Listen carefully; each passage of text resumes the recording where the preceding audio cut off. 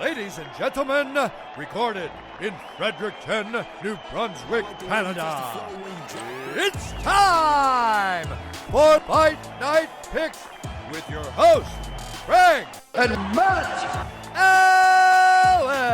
Big time card coming up this weekend. Really looking forward to it. In the main event, we have Dominick Reyes taking on the ever-talented Czech Republic native Jiri Prochazka. As always, one half of your hosting duo, Craig Allen. You can find me on Twitter and Instagram at Craig Allen FNP.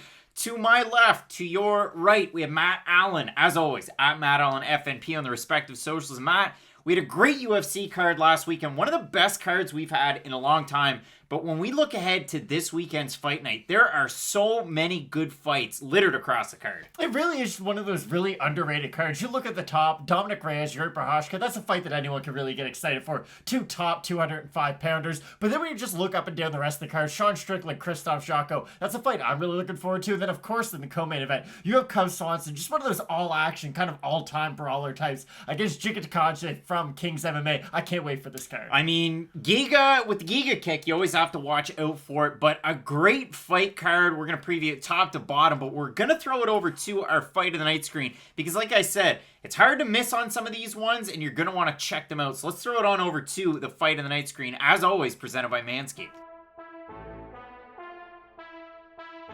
And when we're talking about a possible fight of the night, we have to look no further than the co-main event. We hate to cherry pick with fight night picks on some of those higher fights that are on the card.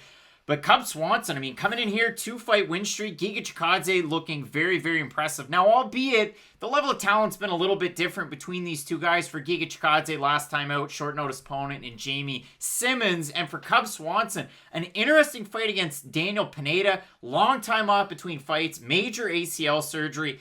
And he looked pretty good after getting his legs chopped down for a while. He really did. And if we get that same version of Cub Swanson in this fight, it should be absolute fireworks because you know what Giga brings to the cage. One of the best pure strikers really in MMA, and I do feel comfortable saying that. And Cub Swanson, like, think back to the Doo Ho Choi fight, the Jeremy Stephens fights. Like, there's so many classic Cub Swanson fights, and I really do think that this co-main event could result in one of those classic Cub Swanson affairs. Really good fight in that one. And then when we switch it over and we focus on the middleweight division, we have Sean Strickland taking on Krzysztof Jotko. And for both of these guys, you kind of look at their overall body of work. Is it 205? Is it 170? Is it 185? For Sean Strickland, his last time out, he took a catchweight against Brendan Allen, and he blew the doors off him. And for Krzysztof Jotko, coming in here, a 3-fight win streak. He was a guy that a lot of people had just kind of written off. And now all of a sudden, back in the win streak, going strong. His last time out, a big one over Eric Anders. So riding the momentum into this fight. Stylistically, I love it though because it should produce fireworks on the feet. Oh, I couldn't agree more. I'm as excited for this fight as I am for the co-main or the main event because we have two guys who, at their core, are very technical strikers. But when they do get hit, they can kind of just bite down on their mouthpiece and walk forward. So I really do think that this fight's going to be the one that we're all talking about in Sunday.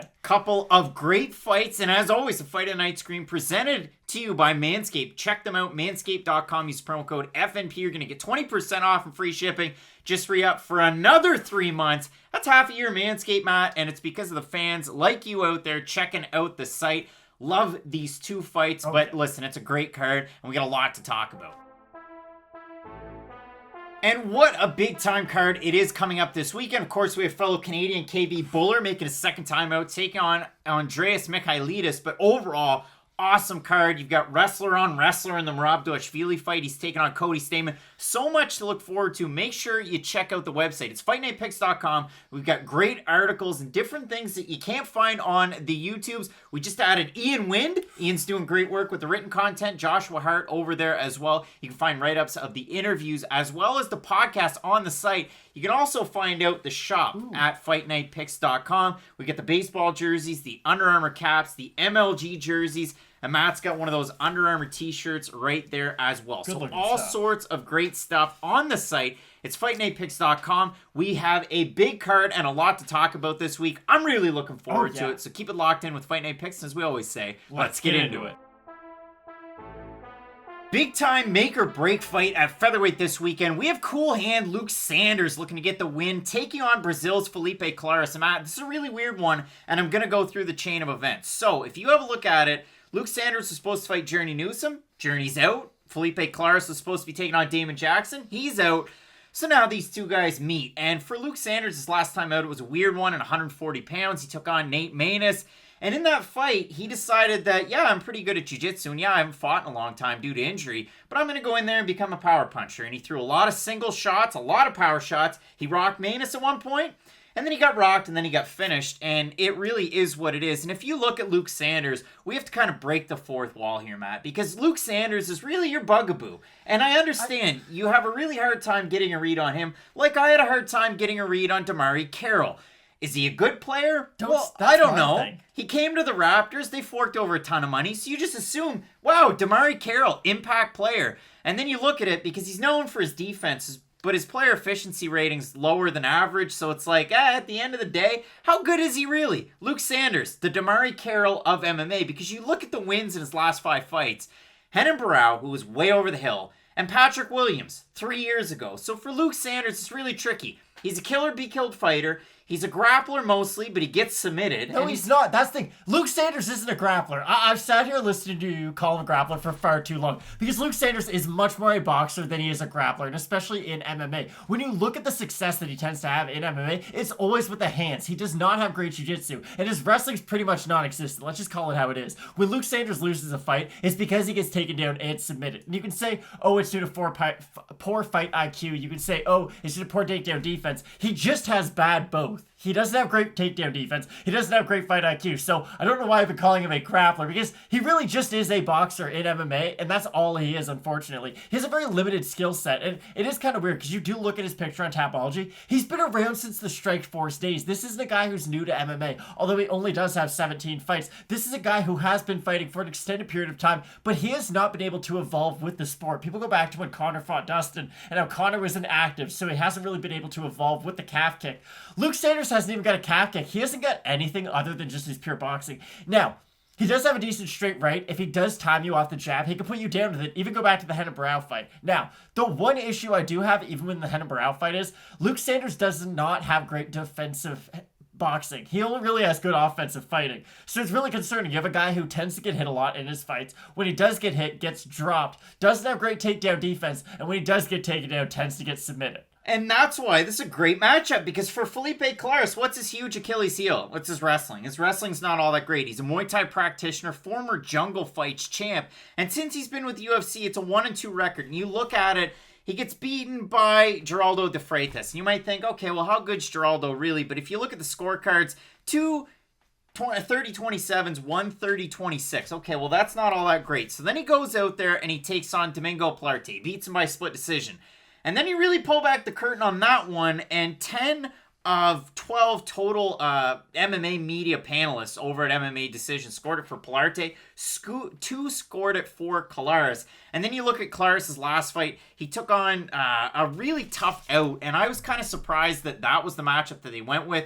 But he took on Montel Jackson, and he got taken down over and over and over again. You have a look at the scores, 30-26, 30-26, 30-27. So for Colares, De Freitas, probably on the lower end. Plarte, probably on the lower end. Montel Jackson, we know how good he is. He's just one of those guys that needs to kind of get moving and have more fights, stay active. And Montel Jackson really has a good future. So for Felipe Colares, it is kind of tricky because if you did see him fight with Jungle Fights, you did see him on the regional scene in South America. Really crisp striking and incredibly aggressive. And I think that's going to be the key to this fight because for Luke Sanders, we saw him his last time out. Did he really throw a ton in combinations? Not so much. It was more just power shot, power shot, power shot. And the trouble for him was as soon as it got into the pocket, that's when Maness was able to start to land. So for this fight, it is really interesting. Again, Luke Sanders with all of that experience. You look at some of the names that he's faced too in the past, and they're big names like Renan Barão. Greatest bantamweight of all time? I don't know. But no. But you look at the losses. I mean, Andre Sukumtoth finished him. Yuri Alcantara, where I say grappler, that's why I bring it in. Because that was just a weird finishing sequence and a weird fight. Before that, he finished Maximo Blanco. That probably felt pretty good getting the sub win in that one. So we got Luke Sanders. We've got Felipe Colares, the primary strikers. The grappling's not insane. The one other thing I do have for Luke Sanders, training at a fight ready for this one, so you do have the Hunter Adjers of the world. You're going to have the Cejudos and the Pitbulls if they happen to stop by there.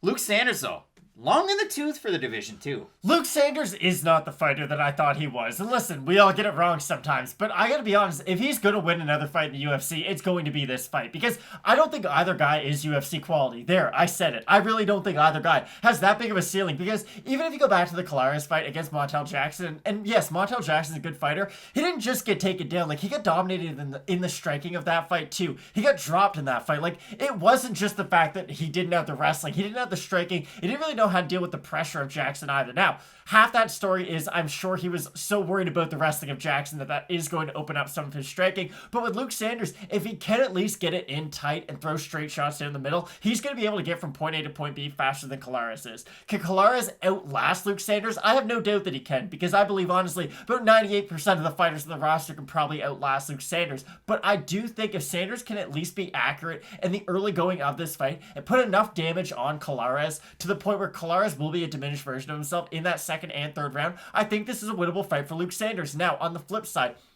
the one thing about Sanders is you appreciate his aggression, although it does cost him in fights. He does get hit because of it. But the one thing I know about Luke Sanders is that he can get cracked and come back in a fight, and he can get cracked and keep on moving forward. Now, yes, it is detrimental to his game sometimes, but I don't think a fighter like Felipe Colares is a fighter who's going to be able to capitalize on those holes of Luke Sanders. I hate to do it because he's cost me so many times, but I think I'm picking Luke Sanders in this fight. So if we have a look at the odds, I was kind of surprised. Felipe Colares right now, one of the bigger movers and shakers. He opened a plus 170. He's plus 126 at best fight odds. And if you have a look at Luke Sanders, open a minus 200. He's a minus 152. Now, Matt, the Tapology votes are the part that we like to save for the end because we haven't seen them. And out of 788 total votes, 71% Sanders, 80% say he's going to win by decision. The one thing that bothered me, and again, he was off for a long time due to injuries between his last two fights. Like I said, the Nate Maness fight, and before that, he had the win over Renan Barão. It was 2019 in February, all the way to November of 2020. And he had a fight booked in between against Chris Gutierrez. He had the fight booked against Damon Jackson for this one, so I flip-flopped. Sanders, it was in for Journey Newsom, and originally Colares was supposed to take on Newsom, vice versa. But in this fight, it is tricky because you got the fans going with Sanders, you got the gamblers going with Colares, or it seems like that's the way it's been moving this week.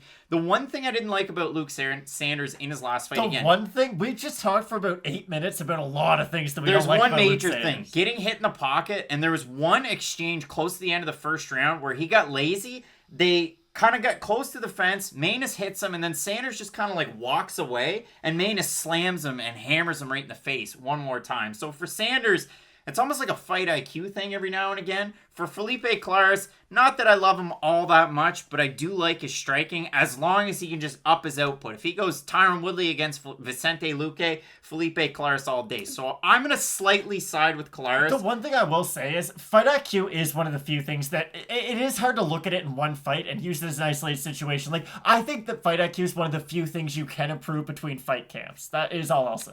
All right, Matt, we're going to agree to disagree. We will. I'm going to go with Colares. You're going to go with Sanders. But all that means is, honestly, not that confident in the pick. This is a tricky fight. This should be on Tuesday Night Contender Series. And Luke Sanders being a minus 200 favorite's insane. Minus 150, minus 160. I don't know. But yeah, I'm going Colares. You're going Sanders. Really looking forward to this fight card. We got a great main event. Dominick Reyes taking on Jiri Prochazka at the top. Let's keep it locked in with Fight Night Picks, as we always say. Let's get into it. Really interesting fight coming up this weekend at middleweight. We have Greece's the Spartan. Listen, one of two Spartans on this card. Andreas Michailidis taking on the Bengal KB Bhullar. And Matt, if Canadians were looking for a hopeful at middleweight to go up there to do what Georges St. Pierre was able to do to beat Michael Bisping, KB Bhullar was that next hopeful. GSP? And in his last fight, he came in on short notice. And it should be said, for both of these guys, they were able to forego their bookings on Dana White's Contender Series to come into the UFC on short notice. For KB Bhullar, he drew Tom Breeze. For Andreas Michailidis, he drew Modestas Bukauskas, and he had to pop up a weight class to take the fight. He did have a little bit of success in that fight. He was able to strike a little bit. The kicks were interesting. And then right at the end, in the last 7 or 8 seconds, he goes for a double leg takedown. He commits to it a la, I don't know, Ryan Spann. Every time he goes for a double leg, got elbowed.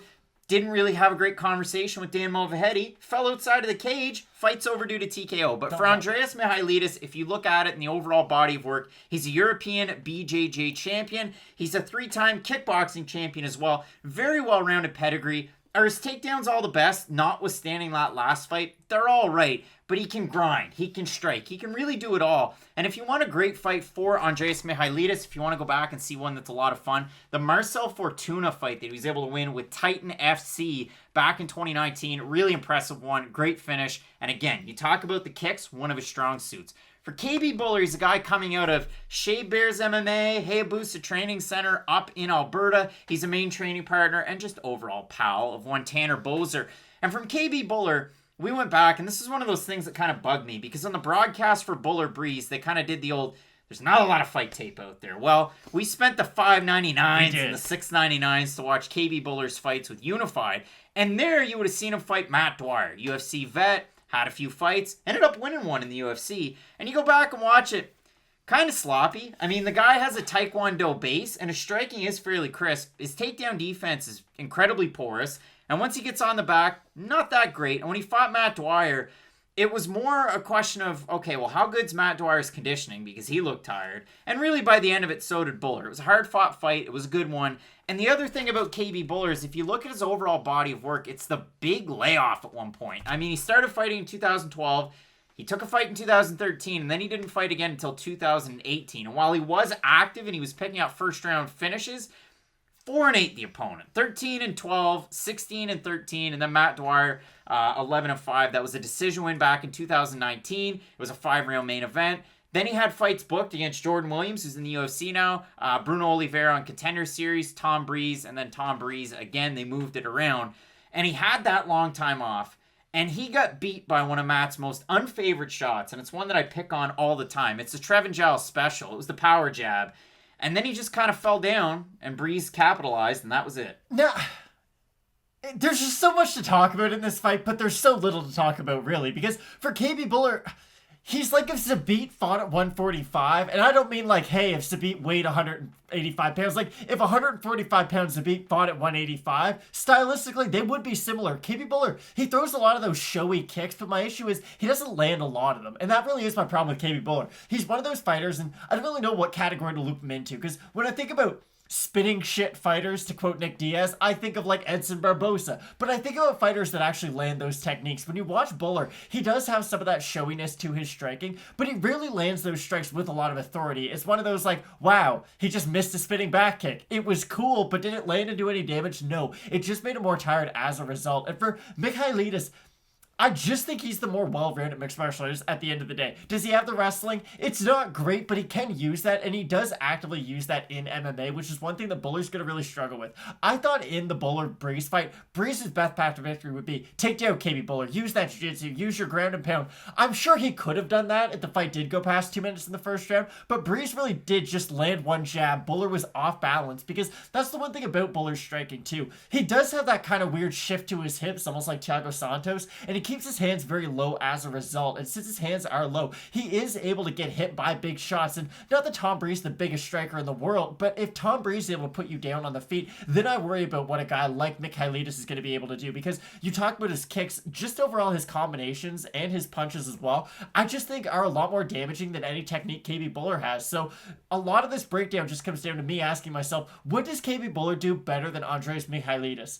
Not really much at the end of the day, so it's really hard to side with Bhullar in this fight. I mean, he switches stances. He does. I don't know. I have a look at this too, and for Michailidis, Brazilian Jiu-Jitsu black belt, he's supposed to take on Antonio Arroyo at the end of last year, back in November. Ended up, he had to withdraw. And again, for KB Bhullar, this is his first booking since the Tom Breeze fight. He's booked a couple of different times with Bruno Oliveira on Contender Series, and he got the short notice call up to go to the big show. So it is tricky. Again, who has the better wrestling? I don't know. Neither guy, really. And the one thing that I don't really love about Michailidis, if I'm going to nitpick, he holds his hands really high, but he can get backed up. And if you read Sean Bitter's preview over on Cage Side Press to welcome in Andreas Michailidis, he's a 7.5-minute fighter. And if you fight into the second half of a fight, he can kind of tail off a little bit. So both of these guys are fairly quick workers. Again, for Bhullar, the 5-round fight against Matt Dwyer, it goes to decision. But if you go back and watch it, after like the second round, into the second round, it gets pretty sloppy as well. You know, there's sometimes fights where we say, hey, both guys' stocks kind of rose after that. Honestly, the Dwyer fight for KB Bhullar is one of those fights where you look at it at the end and it's like,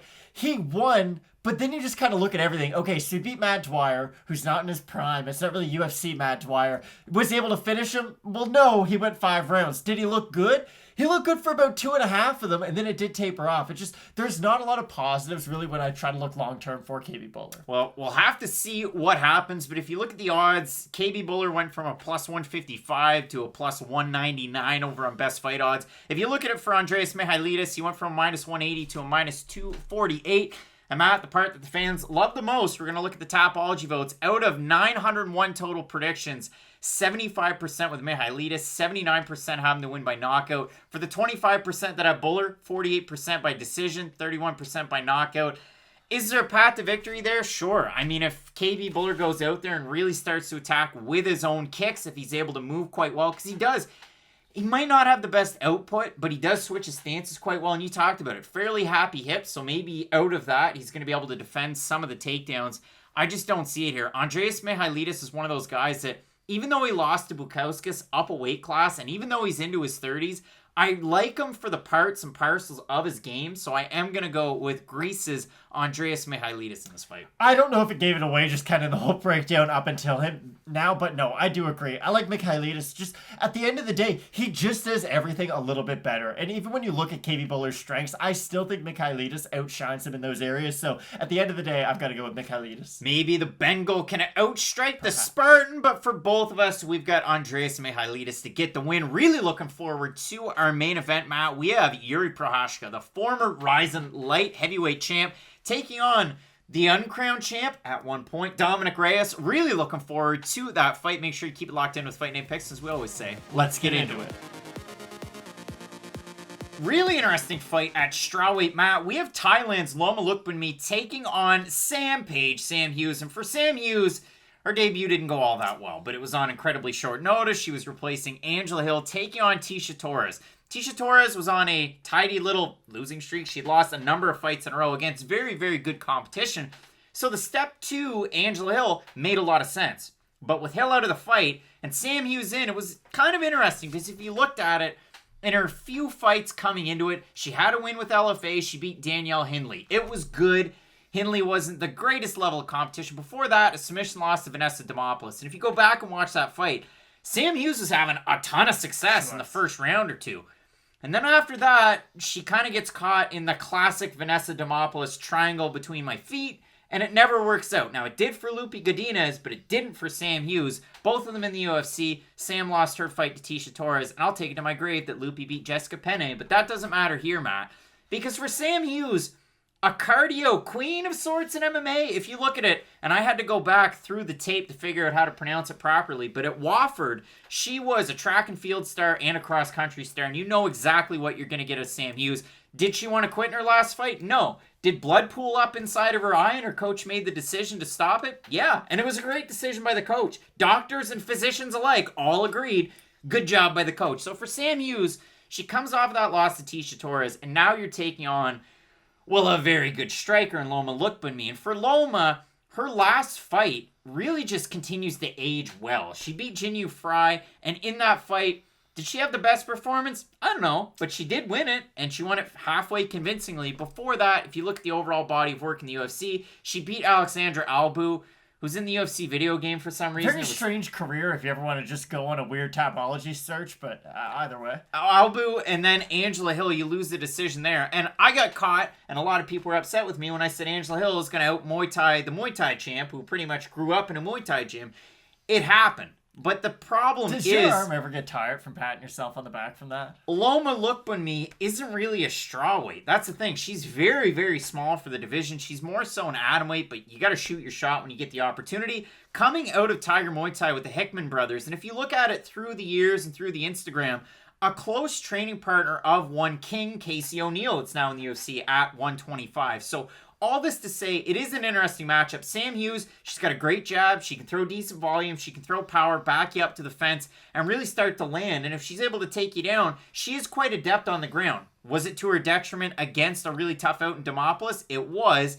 But that's pretty much the case for Sam Hughes. For Loma Lookboonmee, very, very good striker. And her takedown defense isn't awful. I wouldn't say it is that bad. Again, for someone who's been striking the majority of their life, I actually think Loma Lookboonmee's defensive grappling is probably ahead of where it should be, and I do think it's something that improves fight in and fight out, because at the end of the day, she still only is 25 years old, and when you've been growing up primarily as a striker, you're going to learn all those other facets of your game at a rapid pace. So I do think Loma Lookboonmee is still a learning mixed martial artist and is still getting better fight in and fight out. But this is kind of one of those classic UFC fights, isn't it? You have that one fighter who on short notice had to fight someone in the top 15. You know they're not good enough to fight someone in the top 15. So it's like, here's someone outside the top 15 who still has respect in the division, I'd say. They're not just like a UFC newcomer or someone coming immediately off Contender Series. It's not maybe one of the most established names, but again, still a good name in Loma Lookboonmee. So here it goes. How good are you, Sam Hughes? If you can't beat Loma, then this is probably it for you in the UFC. But if you are able to get a win over Lookboonmee, it really proves a lot, because Lookboonmee, like you had mentioned, not just world-class striking, but her defensive grappling is good enough that if you can beat her, it shows that you're going to be able to take down those other strikers in that division, where if you do have to fight, maybe not Tisha Torres in the future, who has great wrestling of her own, but maybe you fight an Angela Hill, and we've seen that she's a great striker, but we've seen wrestling be a bit of an Achilles heel. I'm not saying that tomorrow Sam Hughes is going to beat Angela Hill. I'm just saying that a win over Loma Lookboonmee kind of sets that career path into motion. My issue for Sam Hughes is on the feet, she's hittable, to be quite honest, and she doesn't really react to forward pressure or damage all that well. She is great going forward when she is the one kind of being the bully, for lack of a better term, in the cage, but when she is the one going backwards, she can get pieced up. And for Hughes, it's just her inability to exit on an angle. She doesn't really back up and go to the left, or back up and go to the right and the reset her footwork. She just kind of backs up when she is accepting damage or when her opponent is moving forward with a combination. And with someone like Lookboonmee, who can throw 1 or 2 strikes just to kind of hide that third strike and then use their third strike for power, those aren't things that I love when I'm looking at Sam Hughes. Now, I do think, like you had said, Hughes is the better wrestling. She is the better cardio out of these two fighters, so she can really impose her will, use her height, and what I assume just is a size advantage in this fight to really wear on Lookboonmee, especially early on. I do think Sam Hughes can win a decision in this fight, but for me, this fight's really just going to come down to who is the one moving forward, because if Lookboonmee can get Sam Hughes up against the cage, maybe not in a clinch, but just get her against the cage to where she can start to land a combination, she can start to land volume, well, Loma Lookboonmee can hit pretty hard, and those shots are going to start adding up as this fight goes on. Whereas if Sam Hughes can be the one pressing Lookboonmee up against the fence, dirty boxing, making this an ugly fight, then Sam Hughes does have a path to victory, and that's why this is a pretty interesting fight. I was really surprised when I looked at the odds. So Loma Lookboonmee open a -310 favorite. She's -379 at this point. For Sam Hughes, open a +260 or thereabouts. She's at a +289 right now. And if you have a look at the Tapology votes, holy smokes, 949 of them, 88% Lookboonmee, 85% by decision. And I have to go out there again, in that Sam Hughes fight against Demopoulos, it was a 30-26 going into the 4th round. Sam Hughes was taking over. Now, the reason one was a 10-8, there was an illegal strike at 1 point, but still, that's a credible enough performance in a 3-round fight against the name that you kind of know and love, I guess I should say. She's been on the big stage for a while, Demopoulos has. It's an interesting fight. It's tricky, again, for Loma Lookboonmee last time out, Jinyu Fry, you look at the scores, 3 30-27s, 129-28. If she can keep Sam Hughes off of her and she can at least start to land a combination, I do think Loma Lookboonmee should be able to win, but that line does scare me away. No, I do agree. I like Lookboonmee in this fight. I just feel like if the fight's on the inside, she can not only land with a higher volume, but just with more power too. And I do think her takedown defense will be good enough to where if Hughes is going for takedowns, it's just going to result more of a clinch exchange more than anything else. It probably won't result in Lookboonmee getting taken down to the mat. I will say that Sam Hughes has a path to victory, but no, I will also side with Loma Lookboonmee in this fight, but I would definitely leave it off my card with those odds. Matt, people don't like to hear that, but we're just being honest. We're both going with Thailand's Loma Lookboonmee to get the win, and it is a very interesting fight. We got a great card coming up. Our co-main event, Cub Swanson taking on one really tough out in Giga Chikadze. In the main event, you have Dominick Reyes and Jiri Prochazka. So keep it locked in with Fight Night Picks, and as we always say, let's get into it. Big time fight at featherweight. We have Kamaka III, the Fighting Hawaiian, taking on downtown TJ Brown. And Matt, we have a great interview on the channel from our own JHK with Kamaka, and really interesting developments. If I give you the Cole's notes, it's cheating, but he's made the move from Hawaii to Vegas. And is it the 9th island? Is it the 10th island? What is Toronto even? I don't know. But he's made the move to Extreme Couture. And you want to talk about a wealth of training partners there. Getting the chance to work with Mads Brunel and Jeremy Kennedy, Bellator's own former UFC vets, but guys with really high ceilings. And I know, listen, Jeremy didn't win his last fight, but Adam Borch is a great fighter. And you look at it too, I mean, Boston Solomon as well as Dan Ige, a couple of guys that he also trains with there. He really credits kind of the overall body of work he's been able to put at the gym with some of the improvements he's been able to make to his game. And he was able to go to Ruka Sport here not that long ago and get the chance to train with Chito Vera ahead of his last fight, as well as the one and only BJ Penn, who he looks up to as a mentor. So, for Kai Kamaka III coming into this fight, he had a rough time out his last time, and he talked about it as much with JHK. But yeah, he fought JSP, Jonathan Pearce, who's also featured on this card, who looked absolutely terrible in his debut. And in the first round, Kai looked pretty good. I mean, his boxing was going pretty good. Everything was working. And then in the second round, JSP decided to wrestle him, and he beat the brakes off him, and he finished him. So for Kai Kamaka III, that halted the win streak. For TJ Brown, he's coming in here on a 2-fight losing streak. He spent a little bit of time at Westside MMA. He's been training with Bryce Mitchell, primary training partner there, but we also saw Dakota Bush spending some time. He just had his UFC debut against Austin Hubbard. We've also seen him again. Glory Fitness and MMA, you're going to see a lot of big names there. And who's the biggest guy at Glory right now? I don't know. James Krause, who are we going to go with? Tim Elliott? We going to go with Smith? Julian Marquez? All kinds of names that have spent time at Glory MMA, and it seems like they continue to grow. And for TJ Brown, what do we know about him? This guy is a submission threat, and listen, it's kill or be killed. We saw it in the fight against Jordan Griffin, where he pretty much just wrestled himself into exhaustion, and Jordan Griffin got him. And then in his last fight, he goes out there, he misses weight, he fights Danny Chavez, and did he win the third round? Probably. I mean, it was close, but he got totally outpieced in the first 2 rounds.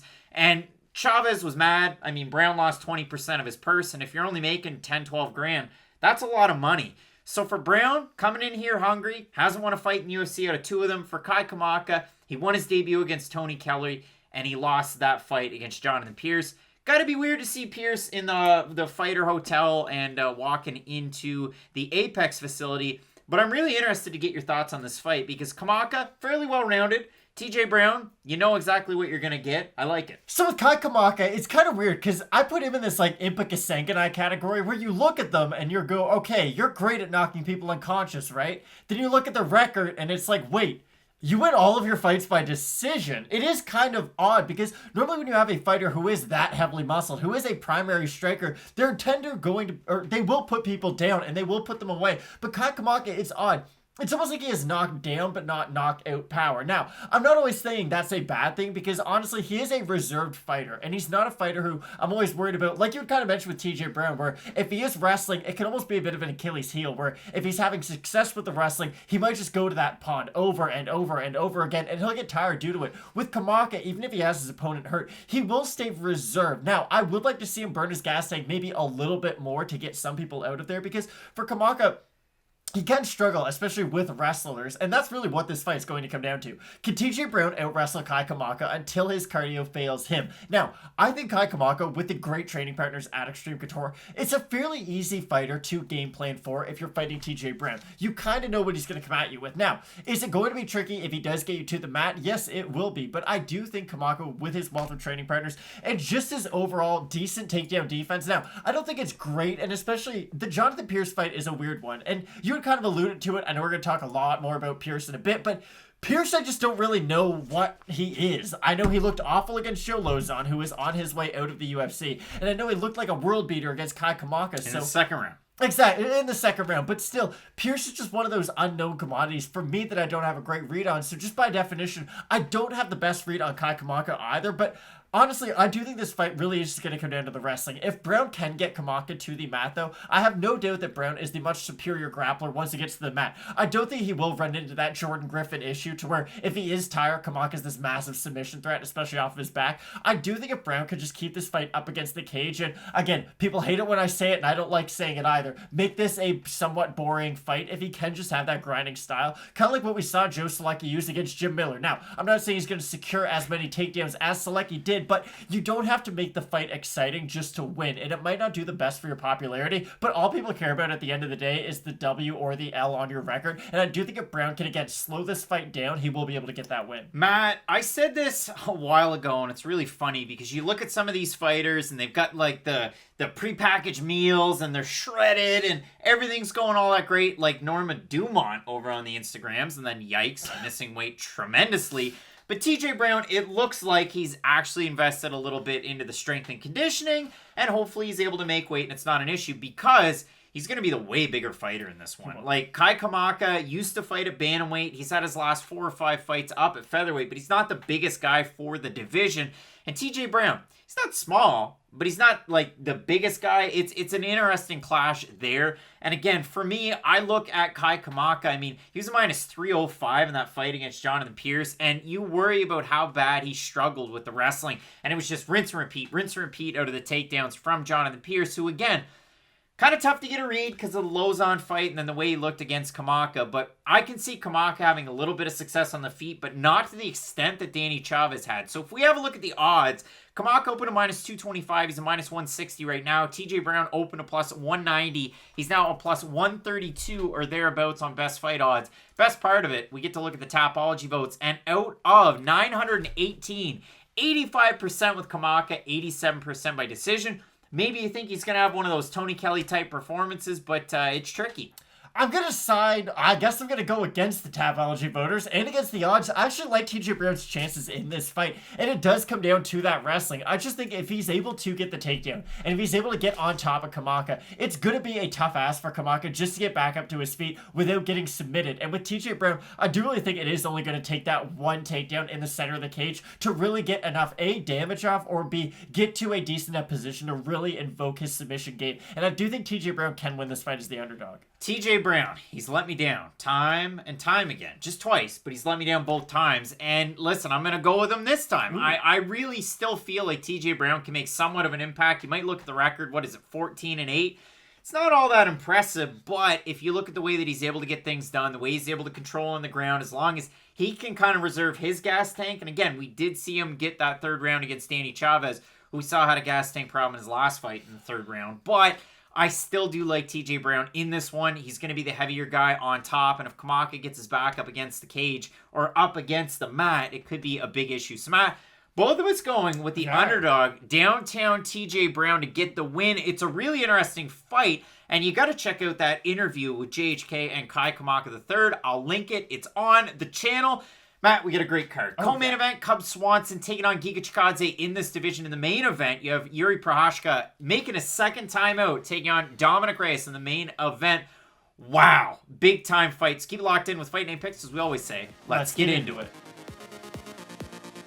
I'm going to start this video off by letting you in on a little secret. If you've ever talked to Javier Mendez, he's probably going to tell you how great Khabib Nurmagomedov is, and Daniel Cormier, and Luke Rockhold, but none of those guys hold a candle to our fighter coming up on the left-hand side of the screen, Gabriel Benitez, because this, by Javier Mendez's own account, is the hardest kicker he's ever held pads for. Matt, for Gabriel Benitez, you look at the overall body of work. He was on a 2-fight losing streak going into his last one against Guitar Hero Justin James. Got stars in his eyes. And in that fight, Matt, we saw one of the most disgusting knees I've ever seen in all of MMA.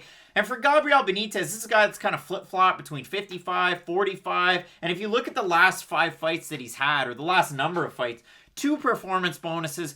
One time, he just absolutely finished your Combate lightweight champ at one point, Umberto Bandenay. And then that last time out against Justin James, he got that bonus money. He's taking on JSP, and I don't know if it's an ode to Canada's GSP. I really don't, but the guy's out of Tennessee, and what I can tell you is that an aging Joe Lozon finished him.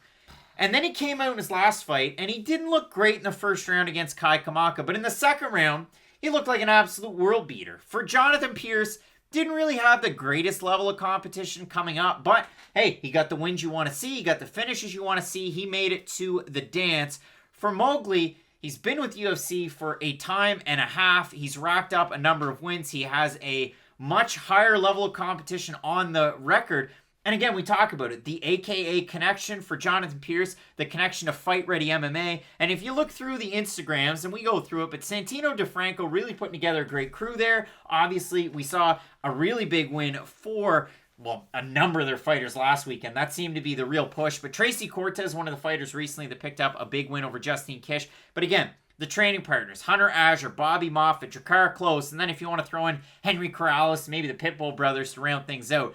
That's great to see for Jonathan Pearce training out of Arizona. Oh, it really will be. Now, this fight's going to come down to a few things. And I'm going to kind of quote Teddy Atlas and say that it's going to come down to geography. Because for Gabriel Benitez, he's really good at judging distance. Now, he's really good on the outside and he's really good on the inside. Some guys who are those mid-range strikers, like if Kelvin Gastelum was shrunk down to a 145er and could somehow fight in the pocket and also fire back at him, that's the kind of fighter who Gabriel Benitez has trouble with. Even go back to the Sadiq Youssef fight. At range, Benitez was having quite a bit of success. His jab was working well. He's got great kicks from long distance, but once Youssef was able to get his way into the pocket and land with power, that's when you saw Benitez start to struggle. And even the same thing in the Omar Morales fight. Omar was holding him up against the cage a little bit too, but you could tell at range, Benitez was having success, but really up close or in that weird kind of mid-range, Benitez does struggle. And for Pearce, it really is odd. I don't know if his fight against Joe Lozon's one of those things that I'm just always kind of going to hold against him, because that version of Joe Lozon got finished by Chris Grutzmacher in the first round. And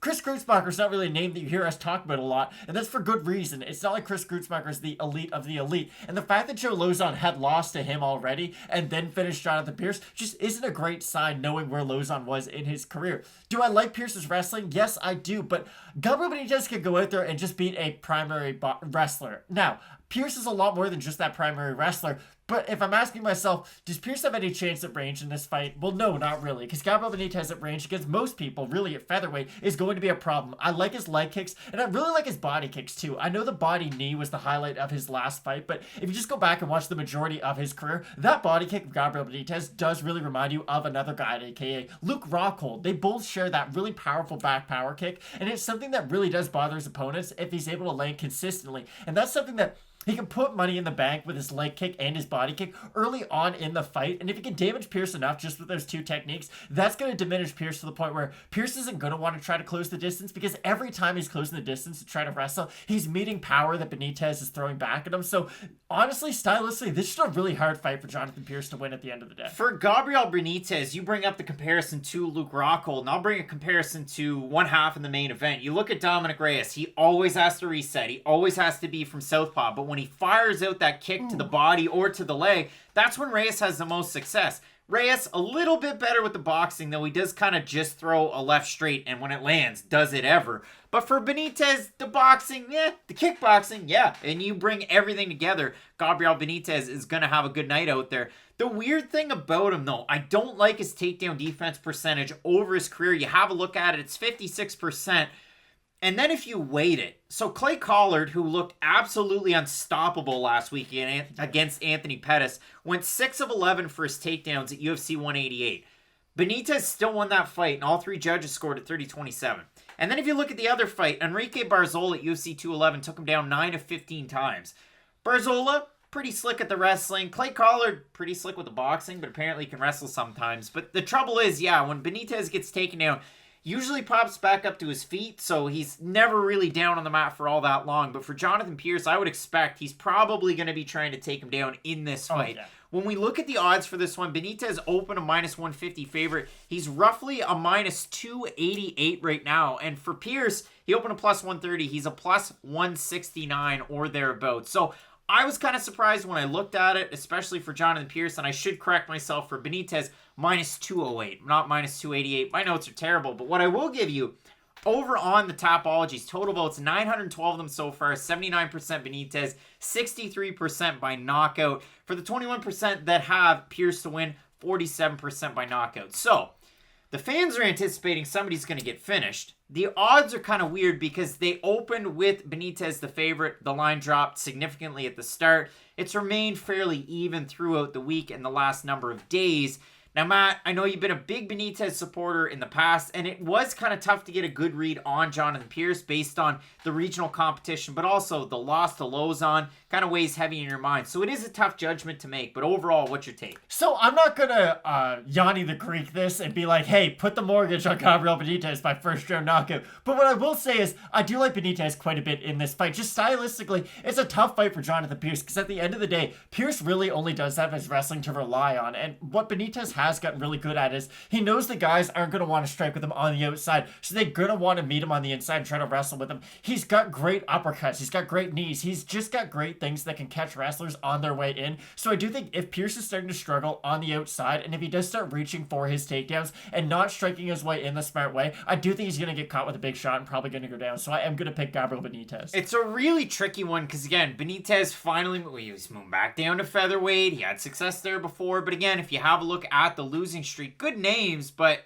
again, Sadiq Youssef made it all the way to a Kona main event slot not that long ago. Omar Morales at 55 was good. Honestly, if they fought again at 145, I'm not saying Gabriel would win because then I'd really look like a homer, but it would be a much more competitive fight, I would say. You don't want to be a homer. Come on, buddy. No, come on. It would be a much more competitive fight, though, because that was one of those weird fights where it's like, okay, well, you're both 145ers. Why are we doing this at 155? And I know Omar wasn't until he was, but still, it's just weird that Omar now fights at 145, but the two of them fought at 155. Well, we'll see what happens, but yeah, I do like Gabriel Benitez, again, if he invests in the kicks, and as long as his shin doesn't just totally get, I don't know, messed up like it did in that Morales fight. We'll see what happens, but I do like Gabriel Benitez in this fight. It's a great one. It should be an all-action type of fight, and we have plenty of great fights. Our co-main event, also at 145 pounds, you have Cub Swanson taking on the really tough out in Giga Chikadze. The main event, Dominick Reyes and the man himself, Jiri Prochazka. So keep it locked in with Fight Night Picks, as we always say. Let's get into it. Big time fight at strawweight, Matt. We have the UFC debut of Luana Pinheiro, and I'm really looking forward to it. I mean, this is a gal that has a great judo background. Brazilian Jiu-Jitsu, purple belt, and both of these ladies are but a black belt in judo. And if you've ever gone back and watched Pinheiro's, any of her regional fights, any of the fights over with Brave, very, very impressive. 8-1 overall body of work. She's on a tidy little 6-fight win streak. That's also a finish streak, and all of those first round finishes. And listen, if you look at the level of competition, it might not be all that good. Was Frosto all that good over on Contender Series? No, not really. I'll be totally honest with you. If you look at it, Stephanie Frosto, maybe not one of the best fighters at 8-6. It was a little bit of a setup fight for Pinheiro, but if you look at the way she was able to get the win, holy smoke. She has massive hooks when she goes to close distance. She has very, very good striking.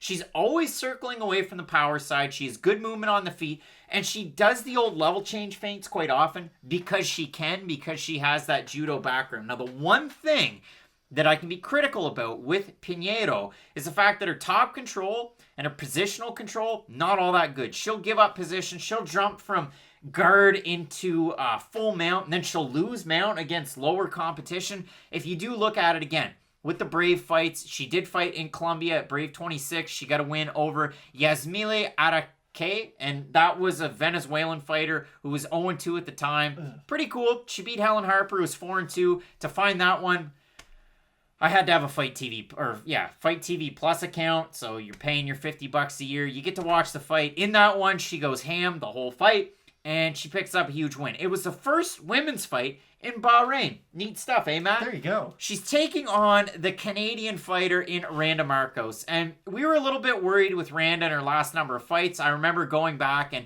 if you look at it, 2020 just wasn't all that good to her. She lost to Amanda Hebas, she lost to Mackenzie Dern, and she lost to Kanako Murata, the former strawweight champ, over with Invicta. And I remember going into some of those fights saying, well, Randa, she cross trains because she's out of Windsor, but she goes to Detroit and she kind of just goes across the bridge. And I'm going to train at all these different spots.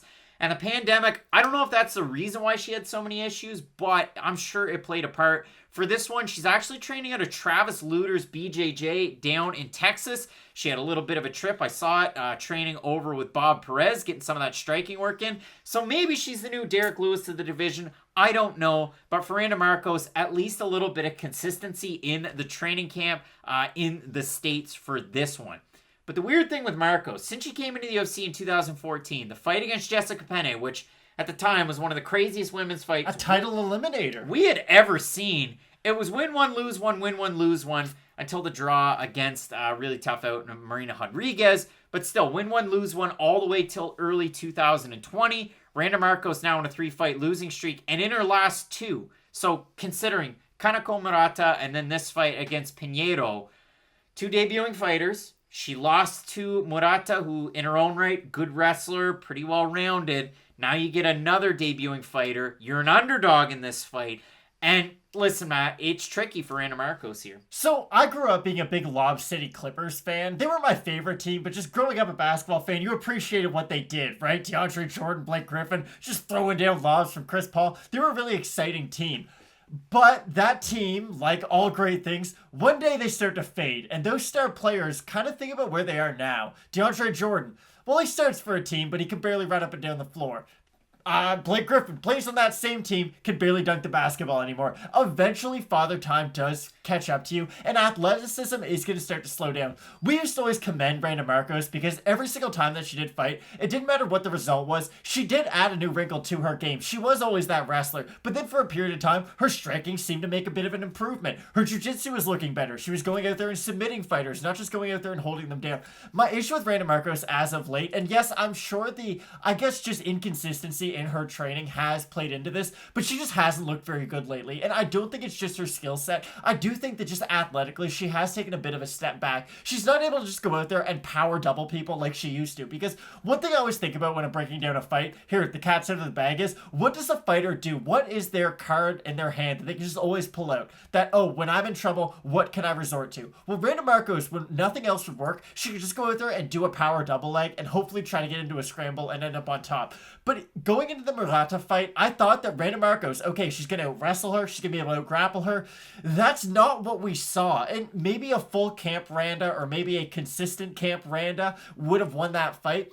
But the fact that we're not just seeing her go out there and not secure takedowns. We're seeing her getting taken down. We're not just seeing her going out there and not being able to grapple as effectively and not passing guard. She's the one who's getting out grappled when she's the one on the bottom. I'm just concerned that Randa Markos at this stage of her career, she's not on the front 9. If anything, she's on the back 9 getting ready to go to the clubhouse. I just don't think Randa Markos is that same fighter who fought Juliana Pena all that time ago. And is there anything against that? No, she's 35 years old at 115 pounds. We normally talk about this with like welterweight fighters and lightweight fighters. Like, hey, when you're like 33, 34, you're kind of starting to go out of your prime. Normally when fighters are bantamweight, flyweights, strawweights, you're going to age at a much rapid pace. So honestly, it's kind of just insane that Randa Markos has been able to just last this long in this sport, because she has been one of those pioneers, and it does suck to say. I just feel like this point in her career, the sport has somewhat passed by Randa Markos. Now, you might look at the record. If you're on the UFC site, it's probably 10-11-1. If you look everywhere else, it's 10-10-1, because there's that one fight over on The Ultimate Fighter, and it was a 3-rounder against Rose Namajunas. But let's talk about the losses. Kish, Namajunas, Penne. At the time, Penne got the title shot. Kovalevich, then we're talking Courtney Casey, Alexa Grasso, Nina Nunes, the draw against Rodriguez, I'll lump that one in there. Claudia Gadelha, where, listen, it was a decent fight. Hibas, Dern, Murata. Forget about Murata, because I think she does have a future, and I think she could get a ranking next to her name. But everybody else on that list, pretty good fighter. And then you look at the wins. I mean, Angela Hill, Yoder, Lima, Esparza, that was a good win at the time. It was a close fight, but it's tricky because Randa Markos has taken on a really, really good level of competition. If you like her wrestling and her top pressure, maybe you like her against somebody like Luana Pinheiro, because again, from everything that I watched and all those fights for Pinheiro coming up, she does just get a little bit wild and a little bit excited. Mind you, she gets all of these first-round finishes. She has really, really good footwork. She has good striking for somebody whose base is jiu-jitsu and judo.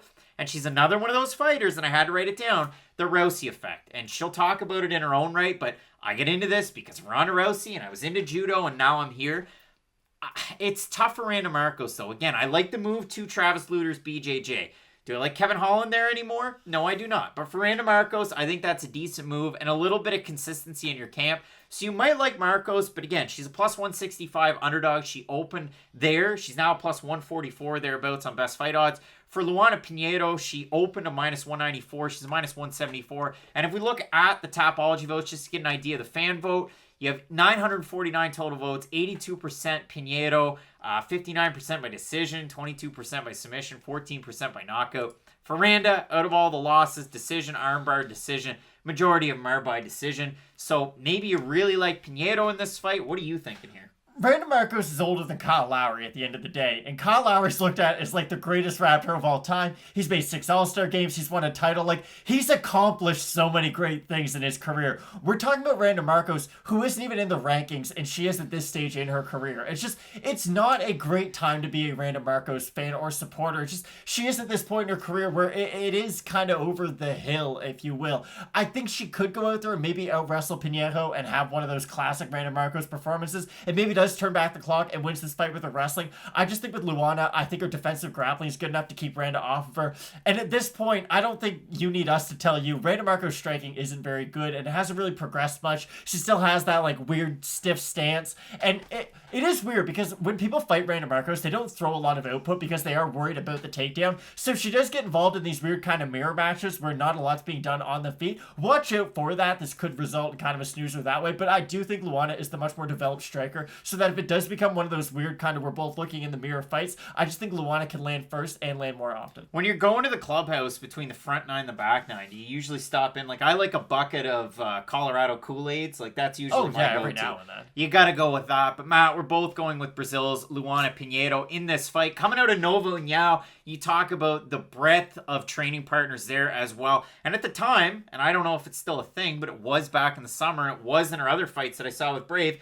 Mateus Nicolau in the corner. They are romantically involved. So how neat is that? Both of us going with Brazil's Luana Pinheiro to get the win. Love the fight. Interesting one. Unfortunate that maybe a Canadian loses. True. But we'll see what happens. We got a great card coming up. Your main event, you have the wild man from the Czech Republic, now known as Czechia, taking on one really tough out in Dominick Reyes. Love the fight. Keep locked in with Fight Night Picks, as we always say. Let's get into it. Couple of Muay Thai fighters at flyweight. Matt, we have Poliana Botelho taking on Luana Carolina. And Matt, Luana Carolina at one point in her career was supposed to fight Wu Yanan. Wu Yanan withdrew due to injury. Then they were rebooked. And then Luana Carolina withdrew because she had a spinal fracture and had to spend a month in bed. And listen, if She you're broke her back? If you're a Mike Tyson fan, you know the old clip. But you look at it for Luana Carolina, and her last win was just about 2 years ago. She picked up a big one over, yikes, zombie girl, Priscilla Cachoeira. And in that fight, she looked great. Overall, 230-26 is 129-27. But for Luana Carolina, if you paid any attention and you had the sound up, sometimes on pay-per-view broadcasts, they can get a little weird. They can get a little bit carried away. They sway more for one fighter than the other. But the problem was, and if Dominick Cruz says it, then I'm going to listen to it, especially if it's not just underhooks. He talked about the fact that Luana Carolina really leaves her head on the center line. It could get her in trouble. In that fight, it didn't. Her next fight out, she has a long layoff, the spinal injury, what have you, and she fights Ariane Lipski. And Ariane Lipski was like the prospect that never was. Hype train question mark? She came in from KSW. She didn't look all that good. And then she fought Luana Carolina and got her in one of the most disgusting leg locks I've seen in a long time. And so we haven't seen Luana Carolina in some time. So it's been, 8 months? All right. Poliana Botelho, a fighter who, I don't know. Like, I really just don't know. I look at the UFC run. She beat Pearl Gonzalez 3.5 years ago. Then she beat Siri Kondo, and she looked great. She really brings in, again, the Muay Thai aspect of her game. She starts kicking to the body, to the legs, and she's aggressive. She's a good fighter. She got submitted by Cynthia Calvillo, who missed weight. Like, it was just a weird fight. Then she beats, Princess Tiger? Lauren Murphy? That's a good win. Not Lauren Murphy. Lauren Murphy's a good fighter. Lauren Mueller. Lauren M. Princess Tiger probably gave it away. And then she fought Jillian Robertson. And in that fight, round one, it's like, okay, we're feeling it out. Jillian goes to take her down. Poliana stuffs the takedowns. But then Poliana decides to push Jillian up against the fence. We're going to play this clinch game. It was kind of a weird first round, and then after that, it was all Jillian Robertson. So for Poliana Botelho, not the greatest ground game. After the first round, the takedown defense goes right out the window. But the striking's there. For Luana Carolina, again, I said a Muay Thai background, 2-time state champ. She's a 2-time Brazilian national Muay Thai champ. And you look at it. She's got a little bit of a jiu-jitsu base as well. It's an interesting kind of clash here I like the matchmaking because it really kind of gives you a baseline as to where either fighter is really at. What's your take here? It should be an interesting fight, but for Poliana Botelho, I just don't really know what she does great. Because there was a time in her career where I was like, wait, she's better at grappling than striking, right? And I know I'm not right when I say that, but you never just really know what you're going to get fight in and fight out. I can go back to the Pro Gonzalez fight. She basically won that fight just by defending takedowns against the cage and landing a couple more strikes per round. Botelho's takedown defense, I wouldn't say it's Swiss cheese. Like, there's not holes completely through it, but it is not great. And I will push back on you after the first round. I think she can defend takedowns against someone who doesn't have a wrestling background. I think if you have any kind of a wrestling background, you will be able to get to her. But if you are just kind of an MMA wrestler trying to use your wrestling, unless you are one of those top tier people who has at least a high school background, you're probably not going to be able to take her down. Because one thing she does do well at is she's got really strong hips up against the cage, and she is good at making her base very wide when she is up against the cage. It's not the most high level takedown defense you'll ever see, but it is just good solid fundamentals from somebody who we don't really look at Poliana and say, wow, we're going to compare her against the Tatiana Suarez's of this division. No, we're going to compare her against the Luana Carolinas of this division. And really, this fight, if it's on the feet, I do think Botelho can have success because I'll compare her striking a little bit to Alex Oliveira's. Now, yes, that didn't turn out all that well for him last weekend, but just as a baseline, both very long, rangy strikers can use their jab, can use their straights to really keep distance, but also to damage their opponents. And the kick that she landed against Yuri Kondo was a really, really nice body kick at the end of the day. It's one of those strikes that if it lands 10 times out of 10, does it put her down 10 times out of 10? Probably not, but it just was a well executed technique. And it's something that she has in her back pocket. That left body kick, I know we just talked about Gabriel Benitez, so he's fresh in my mind. It doesn't have the power of a Benitez body kick, but it's something that she can throw out there just to keep the hands of Carolina busy. It's something that we don't really talk about it enough, I don't think, but it is something that a lot of kickboxers can do just to keep boxers' hands occupied. Think back to Robert Whittaker, Kelvin Gastelum. Robert Whittaker just threw the head kick a lot of times. Now, did it land? Yes, but the big reason why he threw the right high kick was to keep Kelvin Gastelum's left hand against his face. I can't really throw my punches if I'm always afraid a kick's going to be thrown in return, and I can't leave myself out of position defensively if I am worried about that kick. So that is something that most opponents of Botelho have to focus on when they are in the cage with her, because that kick does have, I'd say, an uncommon amount of power for this division. For Carolina, at the end of the day, I do think if she could just be invested in those leg kicks early on, she can start to chop down Poliana, especially early on in this fight, because with that wide base of Poliana, that back leg, or that front leg I should say, is wide open and very exposed to those front kicks. So I think if Luana can stay disciplined, and I know that is hard to say because really one of the fundamental issues with her game is she leaves her head very high up, but